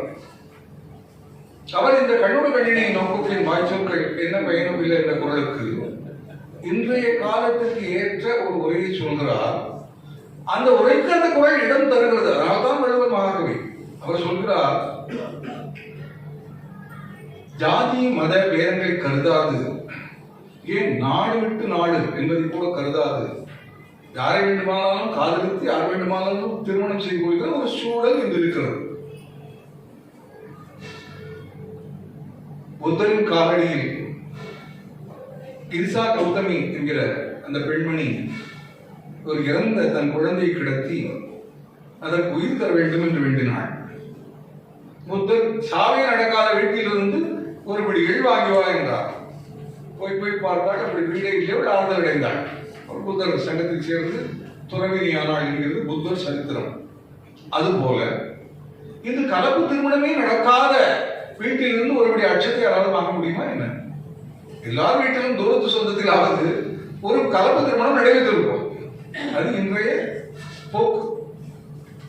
எனவே புலவர் ராமமூர்த்தி சொல்கிறார், கண்ணோடு கண்ணினை நோக்குகின் அவர்கள் எந்த ஜாதி எந்த மதமாக இருந்தாலும் திருமணம் செய்து கொள்வது உறுதி என்பதால் அந்த திருமணத்தை எதிர்த்து உறவினர்களோ உற்ற நண்பர்களோ சொல்கிற வாய் சொற்கள் என்ன பயனும் இல்லை என்று சொல்கிறார்.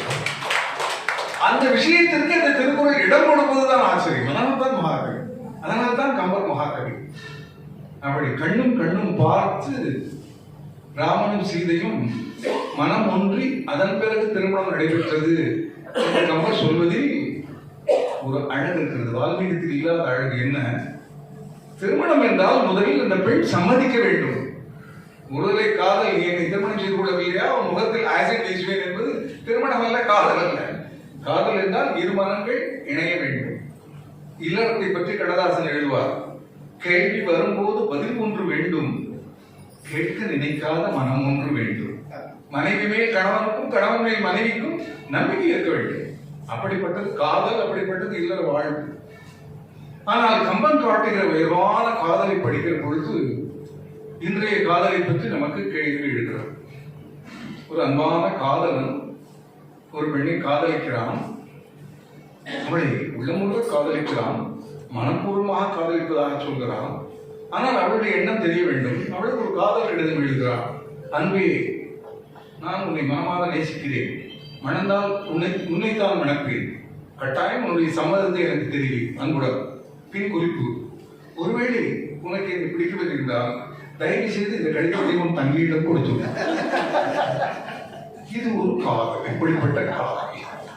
ஒரு பெண் கடிதம் எழுதுகிறாள் தன்னுடைய காதலனுக்கு, அன்பரை தவறு செய்து விட்டேன், நான் சென்ற வாரம் உங்களை வந்து சந்தித்தேன், அப்போது என்ன சொன்னீர்கள்? வேலை போய்விட்டது என்றீர்கள். இப்போது நான் என்ன சொன்னேன்? வேலை போய்விட்ட ஆண்மகனை தொடர்ந்து காதலிப்பதற்கு நான் என்ன பைத்தியமா என்று கேட்டேன். அது பெரும் தவறு. அதோடு விட்டேன். நான் உங்கள் கண்ணத்திலும் ஒரு அறை விட்டேன், சண்டை போட்டுக்கொண்டு வந்து விட்டேன். அதையெல்லாம் நீங்கள் மன்னித்து விட வேண்டும். நான் யோசித்தேன், சிந்தித்தேன். நம்முடையது காவிய காதல், ஜென்ம ஜென்மாந்தரமாக தொடரக்கூடிய காதல். அதை எப்படி நான் இழக்க முடியும்? அவசியம் விரைவில் உங்களை நேரில் வந்து சந்திப்பேன், என்னை மன்னித்து ஏற்றுக்கொள்ள வேண்டும். அன்புடன் காதலி. பெண் குறிப்பு, இன்றைய நாளிதழில் லாட்டரியில் உங்களுக்கு 1 கோடி பரிசு பெற்றிருப்பதை வாழ்த்துக்கள். இதுதான் காதல். காதல் என்பது வணிகமாகி போன காலம். திருமணத்திற்கு பொருத்தம் பார்க்கிற போது கூட ஒரு ஆண்மகன் எவ்வளவு சம்பாதிக்கிறான் என்று பார்க்கிறார்கள். ஒருவன் 75,000 சம்பாதிக்கிறான், ஒருவன் 80,000 சம்பாதிக்கிறான். 80,000 மாப்பிள்ளையினுடைய ஜாதகம் முதலில் சேர்க்கிறதா பார் என்கிறாள் பெண்ணின் தாயார். ஆனால் இந்த 75,000 சம்பாதிப்பவன் குடிக்காதவனாகவும் நல்லவனாகவும் இருக்கலாம்.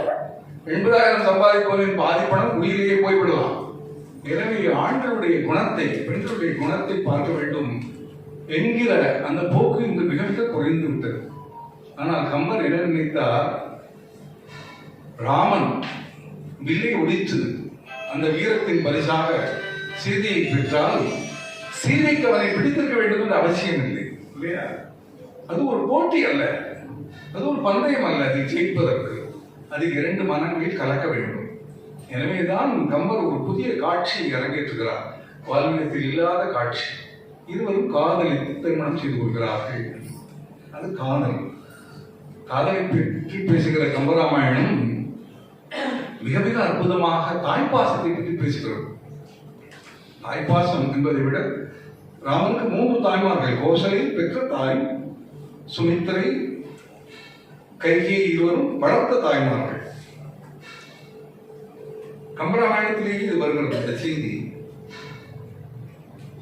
மிதிலையிலிருந்து வில் முடித்து ராமன் மணமாலை சுட்டு இந்த திருமணம் நடைபெற்ற பிறகு தேரில் ராமனும் சீதையும் அயோத்தி வருகிறார்கள்.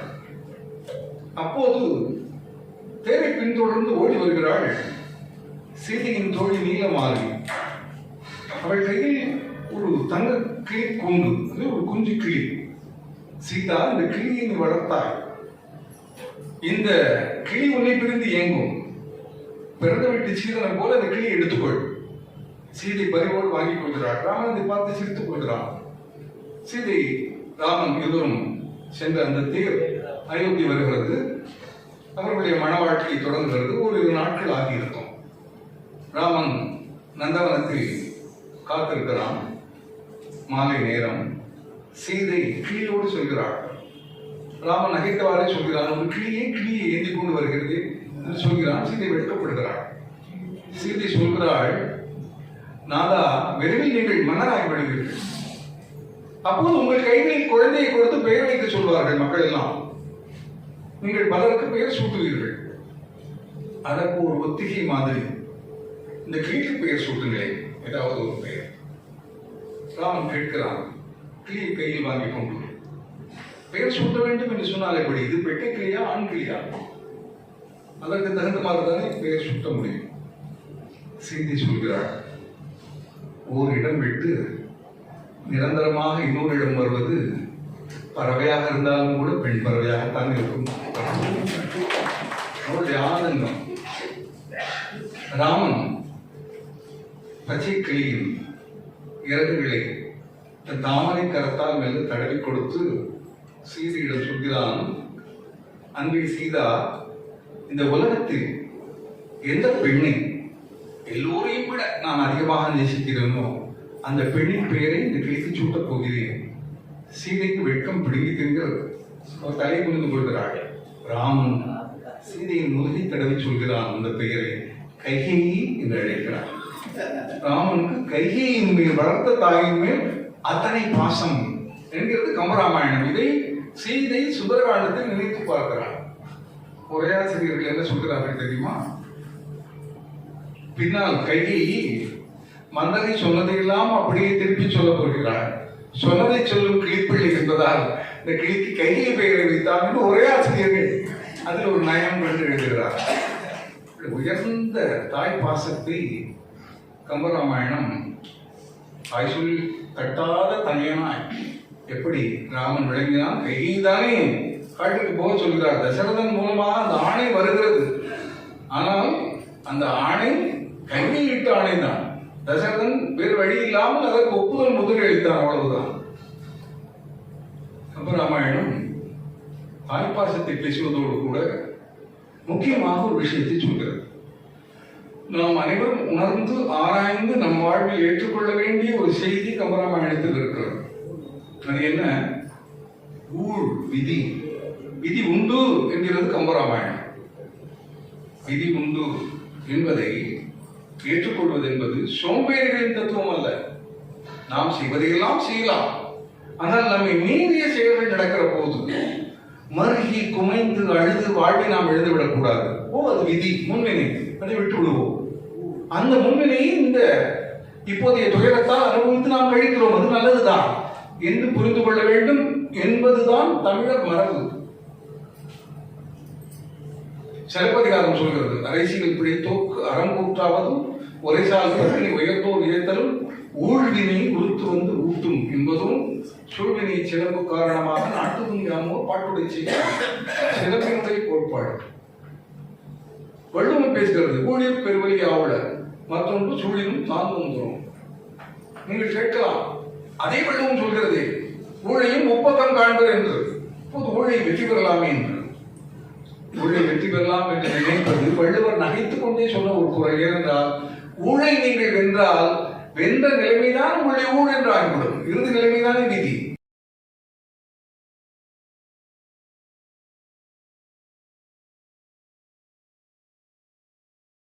கம்பராமாயணத்தின் கோட்பாடு என்பதை நாம் புரிந்து கொள்ள முடிகிறது. அது தமிழ் மரபு. எப்படி தமிழ் மரபு? ஒரு காலகட்டத்தில் செம்மொழி மாநாடு நடைபெற்ற போது எல்லா இடங்களிலும் ஒலித்த பாடல் யாதும் ஊரே யாவரும் கேளீர். கேளீர் அல்ல, கேளீர். கேளீர் என்றால் சுற்றத்தார். எல்லாமே என்னுடைய ஊர், எல்லாமே என்னுடைய உறவினர் என்று பாடி அந்த பாடலை எழுதியவர் அவருடைய ஊர் பெயரால் அழைக்கப்படுகிறார். கணியன் பூங்குன்றனார். பூங்குன்றம் என்பது அவருடைய ஊர். என்னுடைய ஊரை நீங்கள் பார்க்கலாம். ஒரு ஊரை பெயரில் சேர்த்துக் கொண்டால் உலகத்தை நேசிக்க கூடாது என்பதில்லை. நான் அந்த ஊரை சேர்ந்தவன் தான், ஆனால் உலகம் எல்லாம் என்னுடைய ஊர். என்று கணியன் பூங்குன்றனார் பேசுகிற அந்த முதல் வரி மட்டும் பிரபலப்படுத்தப்பட்டது. ஆனால் அதனுடைய அடுத்த வரிகள், அதனுடைய மைய கருத்து, இறுதியில் அது தொடுத்து சொல்லும் கருத்து என்ன தெரியுமா? தீதும் நன்றும் பெறுதர வராதா. ஒரு கடலில் அலைகிற மூங்கிலுக்கு எங்கே செல்ல வேண்டும் என்று தான் முடிவு செய்யாமல் கடல் போக்கில் அது செல்கிறதோ அப்படித்தான் மனித வாழ்வு. நீங்கள் எதையும் நிர்ணயிக்க முடியாது. உங்கள் வாழ்வு எப்படி அமைகிறதோ அப்படி ஏற்றுக்கொள்ளுங்கள். இந்த கருத்தை நாம் ஒப்புக்கொண்டால் எல்லா கணவனும் மனைவியும் சந்தோஷமாக இருக்கலாம். நான் என் தங்கையை தேர்ந்தெடுக்கவில்லை, நான் என் அண்ணனை தேர்ந்தெடுக்கவில்லை, என் மனைவி தன் தந்தையோ தம்பியோ தேர்ந்தெடுக்கவில்லை. நான் மட்டும் என் மனைவியை தேர்ந்தெடுக்க வேண்டும் என்று ஏன் நினைக்க வேண்டும்? அதுவும் இயற்கையின் கொடை. அது எப்படி இருந்தாலும் அண்ணனோடு வாழ்ந்த மாதிரி, தந்தையோடு வாழ்ந்த மாதிரி மனைவியோடு வாழ்வோம் என்று நினைத்தால் விவாகரத்து எங்கே வரும்? அந்த சிந்தனை போக்கு நமக்கு இப்போது போய்விட்டது. அந்த ஊழ்வினை விதியினுடைய இந்த மைய கோட்பாட்டினுடைய அந்த வலிமையை கம்பனின் ஒரு பாடல் தெரிவிக்கிறது. கைகையை அனுப்புகிறாள், ராமனை காட்டுக்கு அனுப்புகிறாள். ஆழிசூழ் உலகம் எல்லாம் பரதனை ஆள நீ போய் தாழ்வின் சடைகள் தாங்கி தாங்கரும் தவமையில் கொண்டு பூழிவின் காலம் நண்ணி புண்ணிய துறைகள் ஆடி 72 ஆண்டில் வா. கேட்டு லக்ஷ்மணன் பரிதவிக்கிறான், படபடக்கிறான், கோபம் கொள்கிறான், சீருகிறான். சிங்கம் இங்கிருக்கு, நாய் பரதனுக்கு ஆட்சியாக என்கிறான். தசரதரை என்னுடைய வீரத்தால் கொன்றுவிட்டு உனக்கு மணிமகுடம் சூடுகிறேன். எல்லாம் கவனமானது வருகிறது. லக்ஷ்மணன் பேசுகிற அழாத வார்த்தைகளை பார்த்தால் ஆச்சரியமா இருக்கிறது. அவ்வளவு கோபம். அதற்கு ஆதிசேஷன் அவதாரம் அவன் எல்லாம் காரணம் சொல்கிறார். ஆனால் அதையெல்லாம் கேட்டுவிட்டு ராமன் சொல்கிறான், யாரை நீ கோபிக்கிறாய்? நம்மில் இத்தனை காலம் பிரியமாக இருந்த கைகை திடீரென்று இப்படி மாறுகிறாள் என்றால் என்ன சொல்வது? நதியின் பிழை என்று நறுப்புணல் இன்மை, ஆற்றையே பதியின் பிழை என்று பயந்து நம்மை புறந்தாள் மதியின் பிழை என்று மகன் பிழை என்று விதியின் பிழை. அதற்கு என்னை நீ விடுண்டது? இது விதி செய்தது. இதில் நீ கோபித்துக் கொண்டு என்ன ஆவது என்று ராமன் சொல்கிற அந்த பாடல் தான் முழு கம்பராமாயணத்தின் மையப்பாடல். அது எப்படி என்று ஒரு நிகழ்ச்சியில் விளக்குகிறேன் பாருங்கள். பின்னால் ஒரு சம்பவம் வருகிறது. உங்களுக்கு தெரியும், மஞ்சனை மான். அந்த பொன் மான் ராமனை கானகத்தில் அழைத்து செல்ல ராமன் அம்பு போட்டு, அது முதல் குரல்பாட்டு கலைஞன், மிமிக்ரி கலைஞன் போல ராமன் குரலில் சீதா லக்ஷ்மணா என்று கத்த, அதன் பிறகு ராவணன் அந்த கதையெல்லாம் உங்களுக்கு தெரியும். நம்முடைய கேள்வி என்னவென்றால், அது வஞ்சகமான், அப்படிப்பட்ட மான் உலகில் இருக்க வாய்ப்பில்லை, எச்சரிக்கை தேவை அண்ணா என்று தம்பி லட்சுமணன் சொல்கிறான். தம்பிக்கு தெரிந்த உண்மை அனுபவம் அதிகமான அண்ணனுக்கு ஏன் தெரியவில்லை? விதி. அண்ணன் மானை தொடர்ந்து போகிறான், அம்பு போடுகிறான், அது பெரும் குரல் கொடுக்கிறது ராமனை போல, சீதா லட்சுமணா என்று. இந்த குரல் சீதைக்காக வேண்டி விட்டது. சரி, ராமன் குரல் கொடுக்க வேண்டியது தானே. சீதா லட்சுமணா அதை நம்ப வேண்டாம், அது பொய் குரல், அந்த மான் இறந்து விட்டது, நான் வந்து கொண்டு இருக்கிறேன் என்று ராமன் ஏன் குரல் கொடுக்கவில்லை? அது விதி. சீதை லக்ஷ்மணனிடம் சொல்கிறாள், உடனே இப்போ அண்ணா ஆபத்தில் இருக்கிறார். லக்ஷ்மணன் திரும்ப திரும்ப சொல்கிறான், என் அண்ணனை வெல்ல உலகில் யாராலும் முடியாது, இது ஏதோ பொய்க்குரல், நான் நம்ப மாட்டேன் என்கிறான் லக்ஷ்மணன். சீதை அந்த அடாத சொல்லை சொல்கிறான், லக்ஷ்மணா, அண்ணன் இல்லாத நேரத்திற்காக காத்திருந்தாயா? அதை கேட்டு பதறி போகிறான். அண்ணியை வணங்கிவிட்டு ராமனை தேடி செல்கிறான். நான் கேள்வி என்னவென்றால், லக்ஷ்மணனுக்கு தான் தெரியுமே நிச்சயம் ராமனுக்கு ஒன்றும் ஆகி இருக்காது என்று அவன் உறுதியாக நம்புகிறானே. அப்படி இருக்கும்போது இதோ போகிறேன் என்று போக்கு காட்டிவிட்டு மறைவாக நின்று அண்ணியை காவல் காத்திருக்கலாமே. ஏன் போனான் அண்ணியை விட்டு விட்டு? விதி. யாருடைய விதி?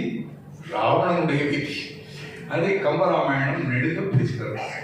இந்த ஊழ்வினை விதி என்று உண்டு என்று நம்முடைய ஆழ் மனதில் நாம் ஏற்றுக்கொண்டால் நம்முடைய எந்த துயரமும் நம்மை பாதிக்காது, நம்முடைய எந்த சந்தோஷத்திலும் நாம் துள்ளவும் மாட்டோம்.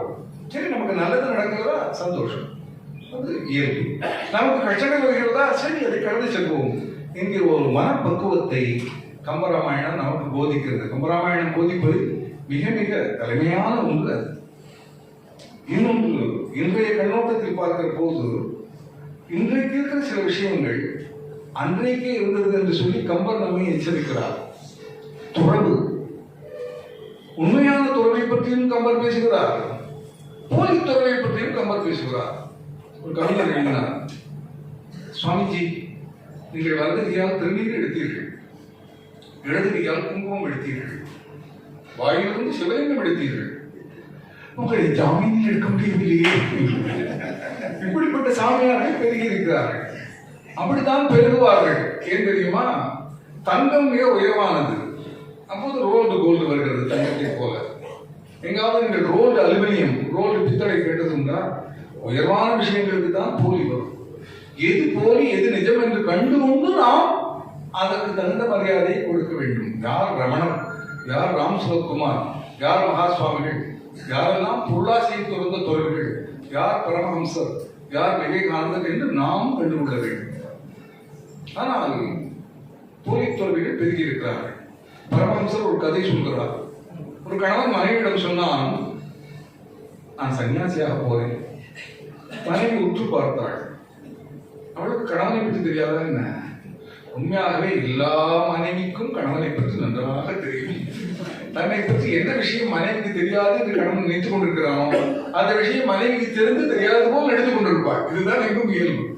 பொதுவாக கொலையில் கணவனை விட மனைவி சுற்றமானவள் என்பதை என் மனைவி இருக்கிற அரங்கம் என்பதற்காக சொல்லவில்லை. உண்மை அந்த மனைவிக்கு தெரியும் கணவனை பற்றி. எனவே அவள் சொன்னாள், சரி தாதான், உங்கள் விருப்பப்படி நீங்கள் தோல்வியாக வாழ்க்கை நடத்துங்கள், வனம் சென்று தவம் செய்யுங்கள். ஒரு நிமிடம், நான் காவி கட்டி கொண்டு வருகிறேன். அவன் திகைத்தார். நான் சன்னியாசியாக போகிறேன் என்று சொன்னால் நீ கூட வருகிறேன் என்கிறார்கள். இவள் சொன்னான், நீ சன்னியாசியாக போகிறீர்கள் இல்லையா, பிறகு என்னை பற்றி உனக்கு என்ன? நான் கூட வந்தால் என்ன, வராவிட்டார் என்ன? நீ சன்னியாசி, நீ வனத்திற்கு போன, நான் உங்கள்கிட்ட துறவினியாக வருகிறேன் என்றால் அவனுக்கு பதில் சொல்ல முடியவில்லை. பெண்கள் வாதத்திறமையில் தேர்ந்தவர்கள். கணவன் நடந்தான். இவள் துறவினி அவளை எழுந்தி இவள் பின்னால் நடக்கிறாள். ஆற்று மணலை தாண்டி ஆற்றை கடந்து வனம் செல்ல வேண்டும். பரமஹம்சர் சொல்கிறார், அந்த ஆற்று மணலில் ஒரு வைரக்கல் நிறுத்தது. கணவன் பார்த்தார். பின்னால் தான் மனைவி வருகிறாள். அவள் அந்த வைரக்கல்லை பார்த்திருக்க வாய்ப்பில்லை.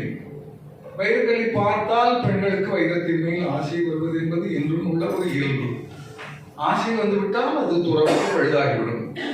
என்ன செய்வது? இது போகிற போக்கில் மனைவி பார்க்காமல் இருக்க வேண்டும் என்று காலாலேயே மணலை திலாவி அந்த வைரக்கல்லை மறைத்து விட்டு நடந்தான். பின்னால் வருகிற மனைவிதான் கணவனை முழுவதும் அளந்து வைத்திருக்கிறாள். அவள் வைரக்கல்லையும் பார்த்தாள், கணவன் செயலையும் பார்த்தாள். கணவன் மனைவியும் புரிந்து கொண்டாள். நாதா ஒரு நிமிடம் என்றாள். அவன் திரும்பி பார்த்து என்ன என்று கேட்டான். சுவாமி, வைரக்கல் எது மண்ணா வெட்டியது என்று உமக்கு வித்தியாசம் தெரிகிற போது உமக்கு எதற்கு சன்னியாசம் வீட்டுக்கு வாழும்? பரமஹம்சர் கதை. அப்படிப்பட்ட போலி துறவிகள் ராமாயண காலத்தில் வருந்திருக்கிறார்கள். அப்படிப்பட்ட போலி துறவிகளிடம் அந்த காலத்திலேயே பெண்கள் ஏமாந்து இருக்கிறார்கள். போலி துறவியிடம் பெண்கள் ஏமாந்த வரிசையில் முதல் பெண் சீதா தேவி. ராவணன் கபட சன்னியாசியாக வந்து சீதையை கவர்ந்து சென்றான் என்பதை ராமாயணம் குறிப்பிடுகிறது. முத்தநாதன் என்கிற ஒருவர் பெரிய புராணத்தில் வருகிறான். அவனும் ஒரு சன்னியாசி போல் வேடம் அணிந்து மெய்யெல்லாம் நீர் பூசி வேடிகள் முடித்து கட்டி கைகளில் புத்தக கவடி ஏந்தி அவன் எப்படி ஏமாற்றினான் என்பதை பெரிய புராணம் விவரிக்கிறது. கம்பராமாயணம் போலி துறவை சொல்வதோடு கூட உயர்ந்த துறவையை சொல்கிறது. வசிஷ்டரை பற்றி சொல்கிறது, விஸ்வாமித்திரரை பற்றி சொல்கிறது. விஸ்வாமித்திரர் ராமனுக்கும் லக்ஷ்மணனுக்கும் என்னென்ன வகையான மந்திரங்களை உபதேசித்தார் என்று சொல்கிறது. அது மட்டுமல்ல, வனவாசத்தில் ராமன் பல அரக்கர்களுடன் போரிட காரணமே வனத்தில் தவம் செய்து கொண்டிருந்த உண்மை துறவுகளை காப்பாற்ற வேண்டும் என்பதற்காக. எனவே உலகில் உண்மை துறவு போலி துறவு எல்லாம் எல்லா காலத்திலும் இருந்திருக்கிறது, எந்த காலத்திலும் இருக்கும். நாம் தான் எது போலி எது உண்மை என்று உணர்ந்து உண்மையான துறவுகளை சார்ந்து அவர்கள் அறிவுரைப்படி நடக்க வேண்டும் என்பதை கம்பராமாயணம் மறைமுகமாக நமக்கு விவரிக்கிறது. இப்படி ஊழ்வினையை பற்றி சொல்கிறது, துறவை பற்றி சொல்கிறது, முக்கியமாக சகோதரத்துவத்தை பற்றி சொல்கிறது. நேரமில்லாமல் அதோடு என்னுடைய உரையை முடிக்கலாம்னு நினைக்கிறேன். சகோதரத்துவம் என்றால் ராமன், லக்ஷ்மணன், பரதன், சத்ருகன் 4 பேருக்கும் இடையே இருந்த அன்பு எல்லோருக்கும் தெரியும். அதை பற்றி நான் சொல்கிற கோணத்தில் சற்று சிந்தித்து பாருங்கள். சகோதரர்களிடையே அளப்பரிய பாசம்தான் இருக்கும் எல்லா காலத்திலும் என்று கம்பராமாயணம் சொல்லவில்லை. ராமனுக்கு லக்ஷ்மணன் மேல் பெரும் பாசம் இருந்தது, லக்ஷ்மணனுக்கு ராமன் மேல் இருந்தது. பரதனுக்கு சத்ருகன் மேல் இருந்தது, சத்ருகனுக்கு பரதன் மேல் இருந்தது. பரதனுக்கு லக்ஷ்மணன் மேல் பாசம் இருந்தது. ஆனால் லக்ஷ்மணனுக்கு பரதன் மேல் பாசம் இருந்ததா? எதிர்பார்க்கிற அளவு இருந்ததா? இருந்தால் பரதன் ஒரு நாய் என்றும் ராமன் ஒரு சிங்கம் என்றும், தசரதர் பெரும் சூழ்ச்சி செய்தார் என்றும், அவர் பரதனிடம் விசேஷமாக பாசம் செலுத்தி அவனுக்கு மகுடத்தை ஏற்றி வைக்க விரும்புகிறார் என்றும் லட்சுமணன் பேசியிருப்பானா? குகன் ராமனை வனத்திற்குள் அனுப்பிவிட்டு சோகத்தோடு இருக்கிற பொழுது ராமனை அழைத்து செல்ல பரதன் வருகிறான். பரதனை தொலைவிலிருந்து பார்த்த குகன், ஆழ நெடுந்திரை ஆறு கடந்தவர் போவாரோ, தோழமை அவர் சொல்லிய சொல்லும் சொல்லன்றோ என்றெல்லாம் பரதன் போர் தொடுக்க வந்திருப்பதாக எண்ணி மிகுந்த சீற்றத்தோடு கூறுகிற பாடல்கள் கம்பராமாயணத்தில் இருக்கின்றன. நம்முடைய கேள்வி என்னவென்றால், பரதனை குகன் முன்பின் பார்த்ததில்லை. பரதன் எப்படிப்பட்டவன் என்று அவன் அறிந்தவன் அல்ல. அப்படியானால் இப்படி ஒரு பிரமையை அவன் ஏற்படுத்திக் கொள்ள காரணம் யாராக இருக்க வேண்டும்? லட்சுமணன் தான் போட்டு கொடுத்திருப்பான் இல்லையா? தனக்கு ஒரு தவறான அபிப்பிராயத்தை வைத்துக் கொண்டு அதை அடுத்தவர் மேலும் லட்சுமணன் ஏற்றி இருக்க வேண்டும். எனவே அந்த இறந்த 4 சகோதரர்களிலும் கூட சகோதர பாசம் என்பது முற்றிலுமாக இணைந்திருக்கிறது என்று சொல்ல முடியாது. உடன் பெறாத சகோதரர்கள் இது நட்பை பற்றியும் கம்பராமாயணம் பேசுகிறது. உயர்ந்த ராமனுக்கு உயர்ந்த நண்பர்களாக விளங்கியவர் 3 பேர். வரிசைப்படி பார்த்தால் குகன், சுக்ரீவன், வீடனம். இந்த 3 அளவற்ற அன்பு செலுத்தி நண்பர்கள் என்பதை தாண்டி குகனும் ஐவரானும் குரு சூழ்வானதன் மகனும் அறுவரானும் என்று சகோதரர்களாகவே ராமன் பாவிக்கிறான் என்று பார்க்கிறோம்.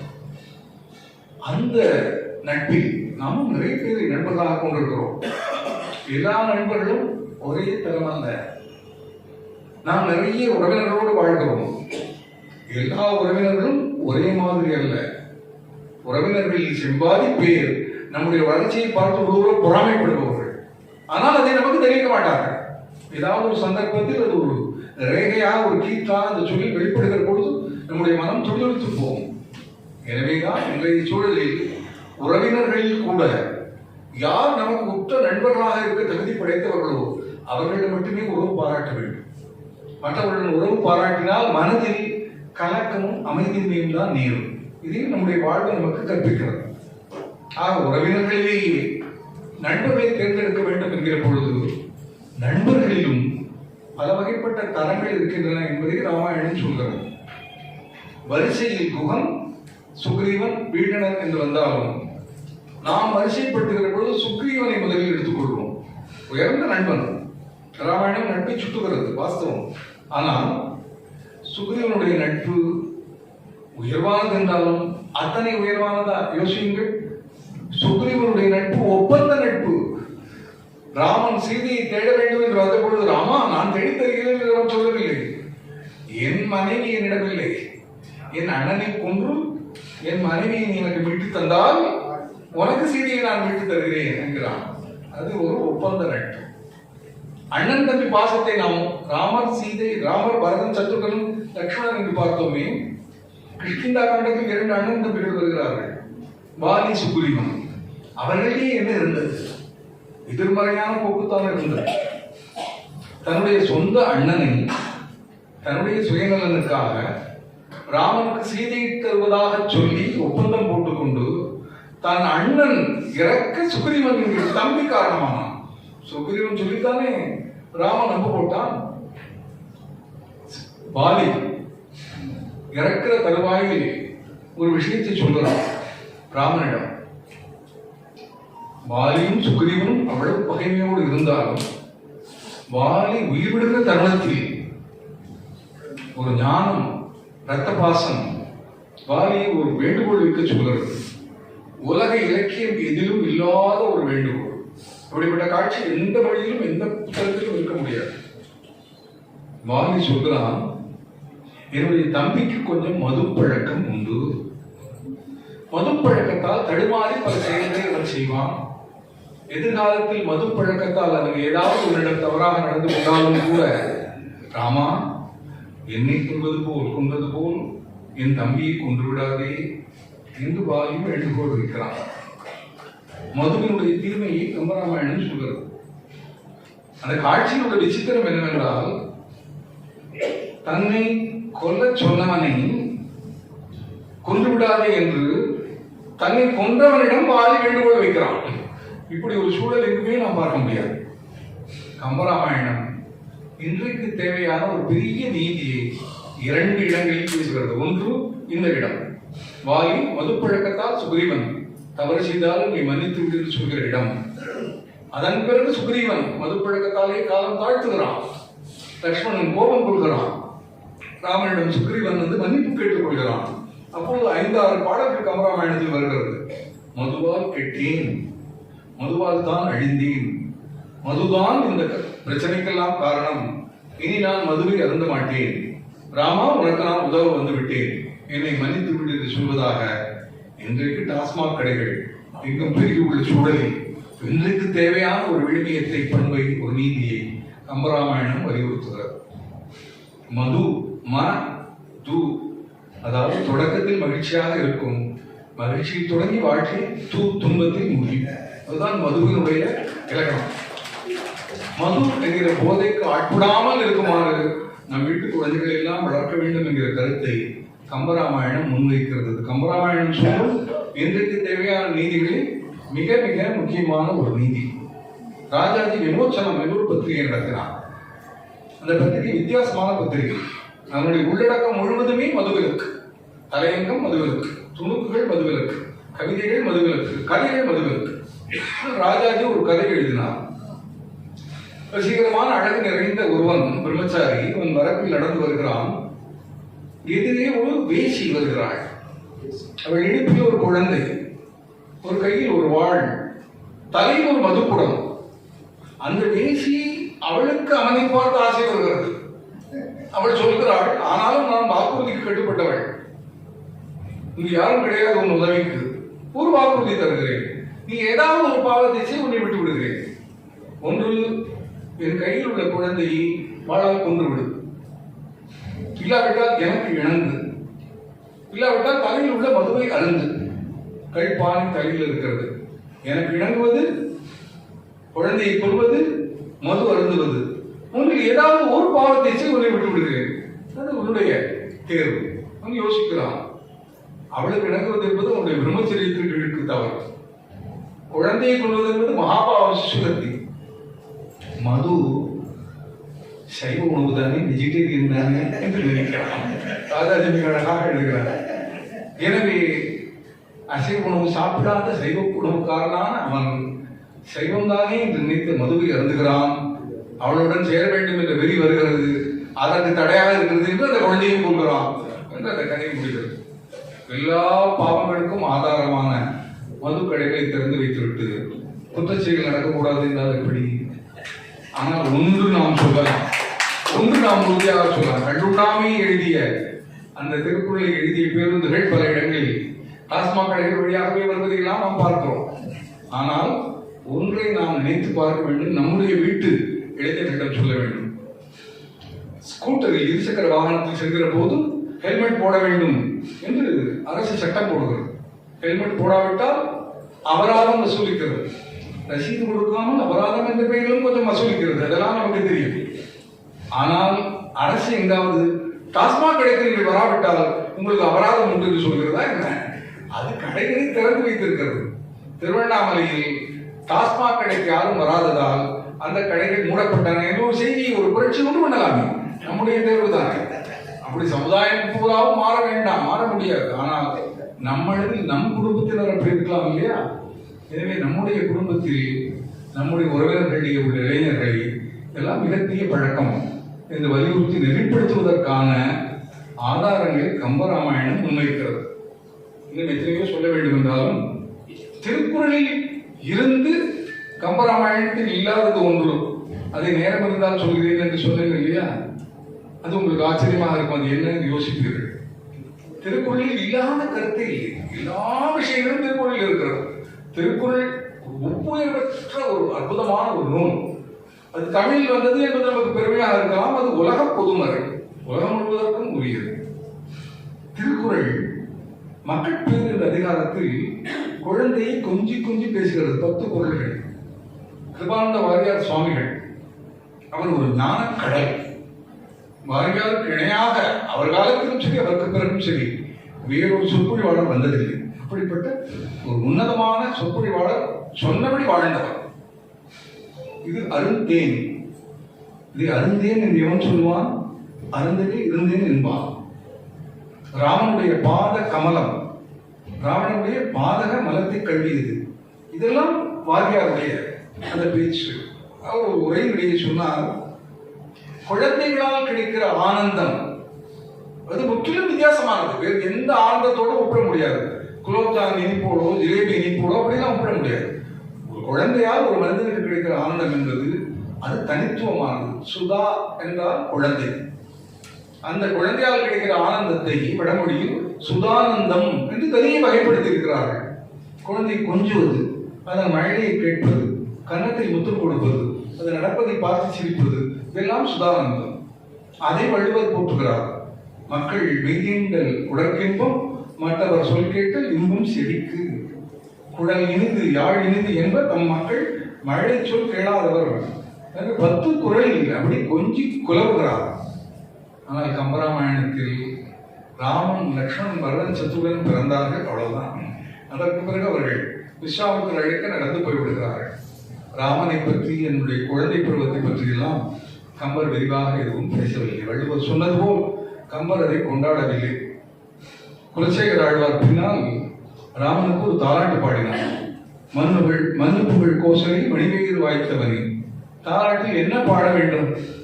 குழந்தையை இப்படி சிரித்தாய், இப்படி பேசினாய் என்று குழந்தையினுடைய குழந்தை பருவ நிகழ்ச்சி எதுவுமே தெரியலை. தென்னிலங்கை கோன்முடிகள் சிந்திவித்தாய், செல்வம் சேர் கன்னினன் மதில் குடிச்சூர் கணவரத்தின் கண்மணியே என்னுடைய இன்னமுடைய ராகவனை தாளிலும். 10 பாடலிலும் ராமன் வளர்ந்த பிறகு செய்த செயல்களை சொல்லி அந்த குழந்தையை தாளாட்டுகிறார். காரணம், ராமாயணத்தில் அவனுடைய பிள்ளை பொருள் விளையாட்டுகள் கிடையாது. கம்பர் அதையும் எழுதவில்லை. வால்மீகி எழுதவில்லை, சரி, கம்பர் எழுதியிருக்கலாம், இவ்வளவு மாற்றங்கள் செய்தார். ஆனால் கம்பரும் எழுதவில்லை. ஒருவேளை அம்பிகாபதி என்ற மகன் இறந்ததால் விளைந்த துயரம் அதற்கு காரணமாக இருக்கலாமோ என்று சிலர் கருதுகிறார்கள். அது எப்படி? ஆனால் ஒரு காப்பியத்தில், ஒரு நூலில் எல்லாமே இருக்கும் என்று சொல்ல முடியாது. ஏராளமானவை இருக்கின்றன என்று நாம் அதை பாராட்டுகிறோம். அந்த வகையில் கம்பன் தொடாத விழுமியங்களே இல்லை. விருந்தோம்பலை பற்றி கம்பன் சொல்கிறார். சுந்தரகாண்டத்தில் சீதை இந்த அசோக மரத்தடியில் இருக்கிற பொழுது ராமனை பற்றி எண்ணி கவலைப்படுகிறாள். அருந்தும் எல்லடது யாரு அருந்துவென்று அழுங்கும் விருந்து கண்டபோது என்னுள்ளோ என்று விம்மும் மருந்து முண்டுகள் நான் கொண்ட நோய்க்கென்று மயங்கும் இருந்த மாநிலம் சிலத்திடவும் ஆண்டெழாதாள். விருந்து வந்தால் என் இடத்தில் என்ன செய்வார்? விருந்தோம்பலை பற்றி பேசுகிறது, நன்மை பற்றி பேசுகிறது, சொல்லாமலை பற்றி பேசுகிறது. அனுமனை சொல்கிற பொழுது யாரெல்லாம் இச்சொல்லி செல்வன் என்று ராமன் சொன்னதை பற்றி பேசுகிறது. கம்பராமாயணத்தில் இல்லாத விஷயங்கள் இல்லை. அதை இன்றைய கண்ணோட்டத்தில் இளைஞர்கள் படிப்பார்களானால் எப்படி வாழ வேண்டும் என்று அவர்கள் தெரிந்து கொள்வார்கள். ஆனால் என் கண்ணுக்கு எதிரே பார்க்கிறேன், ஒரு 40 வயது தாண்டிய பெருமக்கள் தான் அமர்ந்திருக்கிறீர்கள். நீங்கள் எல்லாம் இந்த மாதிரி நல்ல இலக்கிய கூட்டங்களுக்கு வருகிற பொழுது உங்களுடைய வீட்டில் உள்ள இளைஞர்களையும் அக்கம் பக்கத்து இளைஞர்களையும் இளம்பெண்களையும் அழைத்து வந்து அமரச் செய்து இதையெல்லாம் கேட்குமாறு செய்ய வேண்டும் என்கிற இந்த வேண்டுகோளை முன்வைக்கிறேன். எத்தனையோ கூட்டங்களில் பேசினாலும் மகாத்மா காந்தி கனவு கண்ட அந்த ராமநாமத்தை உள்ளடக்கி கம்பராமாயண இயக்கம் என்கிற இந்த அற்புதமான ஒரு மன்றத்தை துவங்கி நடத்தி கொண்டிருக்கிற இந்த மன்றத்தினுடைய 4ஆம் ஆண்டு தொடக்க விழாவில் நான் பேசினேன் என்பது மிகுந்த மகிழ்ச்சி, மனநிறைவு, பெருமையை தரக்கூடியது. அந்த வகையில் இதற்கு காரணமான அனைவருக்கும் மனமார்ந்த நன்றி பாராட்டுகிறேன். மிக அருமையான பலர் அவருக்கு துணை நிற்கிறார்கள். முக்கியமாக CS துரை அவர்களை பற்றி சொல்ல வேண்டும் என்று அவர் வந்திருக்கிறார்கள் என்று தெரியவில்லை. இப்படிப்பட்ட, அதாவது கம்பனுக்கு ஒரு சடையப்போழல் மாதிரி கம்பராமாயண இயக்கத்திற்கு கிடைத்த சடையப்போழல் தான் அவருடைய அந்த வல்லன்மை, அவருடைய அந்த ஆதரவு, அந்த உதவி நெடுங்காலம் நீடிக்க வேண்டும். அவருடைய உணர்வுகள் உங்கள் அனைவருக்கும் வர வேண்டும். நீங்கள் அனைவரும் இந்த இயக்கத்தை பலப்படுத்த வேண்டும் என்று கேட்டுக்கொண்டு சற்று காலம் கடந்துவிட்டதோ என்று நினைக்கிறேன். எனினும் இந்த அருமையான வாய்ப்புக்கு நன்றி கூறி விடைபெறுகிறேன். நன்றி.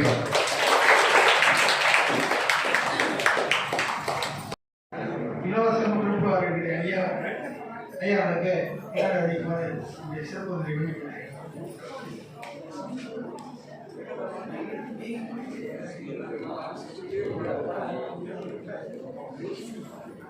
ஐயா அனைவருக்கு வேண்டும். உணவு இருக்குது ஐயா, உணவு இதை விட சொல்லுவாங்க இருக்கணும்.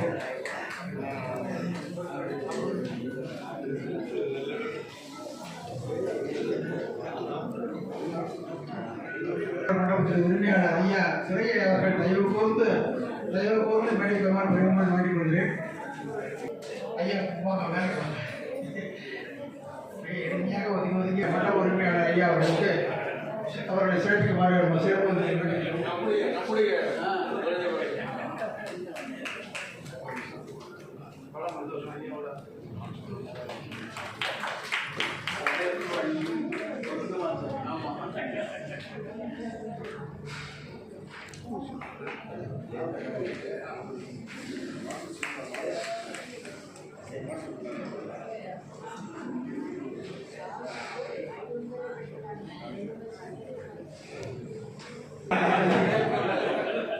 இந்த ஒரு சிறப்பான நிகழ்வதற்கு ஒத்துழைப்பு கொடுத்த அனைவருக்குமே ஒரே வாரத்தில் முடித்துக் கொள்கிறேன். நேரம் கருதி முடித்துக் கொள்கிறேன். அனைவருக்குமே மனமான நன்றியை இந்த கம்பராமாயண இயக்கத்தின் சார்பாக தெரிவித்துக் கொள்கிறோம். இங்கே வந்து இருக்கக்கூடிய பெருமக்கள் நிறைய வந்திருக்கீங்க. தனிப்பட்டவர்களோட ஒவ்வொரு பேர் சொன்னால் ரொம்ப மிக காலதாமதமாகும். இந்த சிறப்பு விருந்தினர் நம்முடைய திருப்பூர் ஐயா அவர்களுக்கும் சிறப்பு விருந்தினர்கள் மேடை அலங்கரித்த விருந்தினர் அவர்களுக்கும் இங்கே வருகை தரக்கூடிய பள்ளி நிர்வாகிகள், பள்ளி ஆசிரியர் பெருமக்கள் மற்றும் நம்முடைய தமிழ் அறிஞர்களுக்கு மனமான நன்றியை தெரிவித்துக் கொள்கிறோம். நம்ம பள்ளியை பொறுத்தவரை யாரும் மேலே புத்தகம் வாங்காத தயவு செய்து படிக்குவாங்க. நீங்கள் மட்டும் ஒரு 2 நிமிஷம் தான் முடிச்சுடலாம். நாட்டு பண்பாடு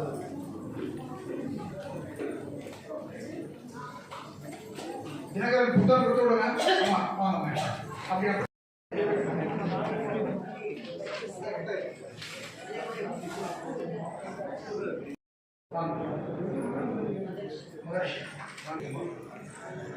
மாநில வித்யாமந்திர் பள்ளி அவர்களுக்கும் தற்பொழுது புத்தகங்கள் வழங்கப்படுகின்றன. இந்த மாநில வித்யாமந்திர் ஒரு வாரத்தில் நம்முடைய கம்பர் சித்திர விழாவை முன்னிட்டு நடைபெற்ற போட்டிகளில் பள்ளி நடைபெற்றது மண்டலங்களில். அப்போது நம்முடைய கம்பராமாயண இயக்கத்துக்கு ஒரு சிறப்பு கொடுத்து வரவேற்று நடுவராக பணியாற்ற வாய்ப்பு கொடுத்து நான் மனமான நன்றி அனைவருக்கும் மாநிலத்தில் தெரிந்து கொள்கிறோம். மிக்க மகிழ்ச்சி. நிறைவாக எதுவும் சொல்ல முடியாது.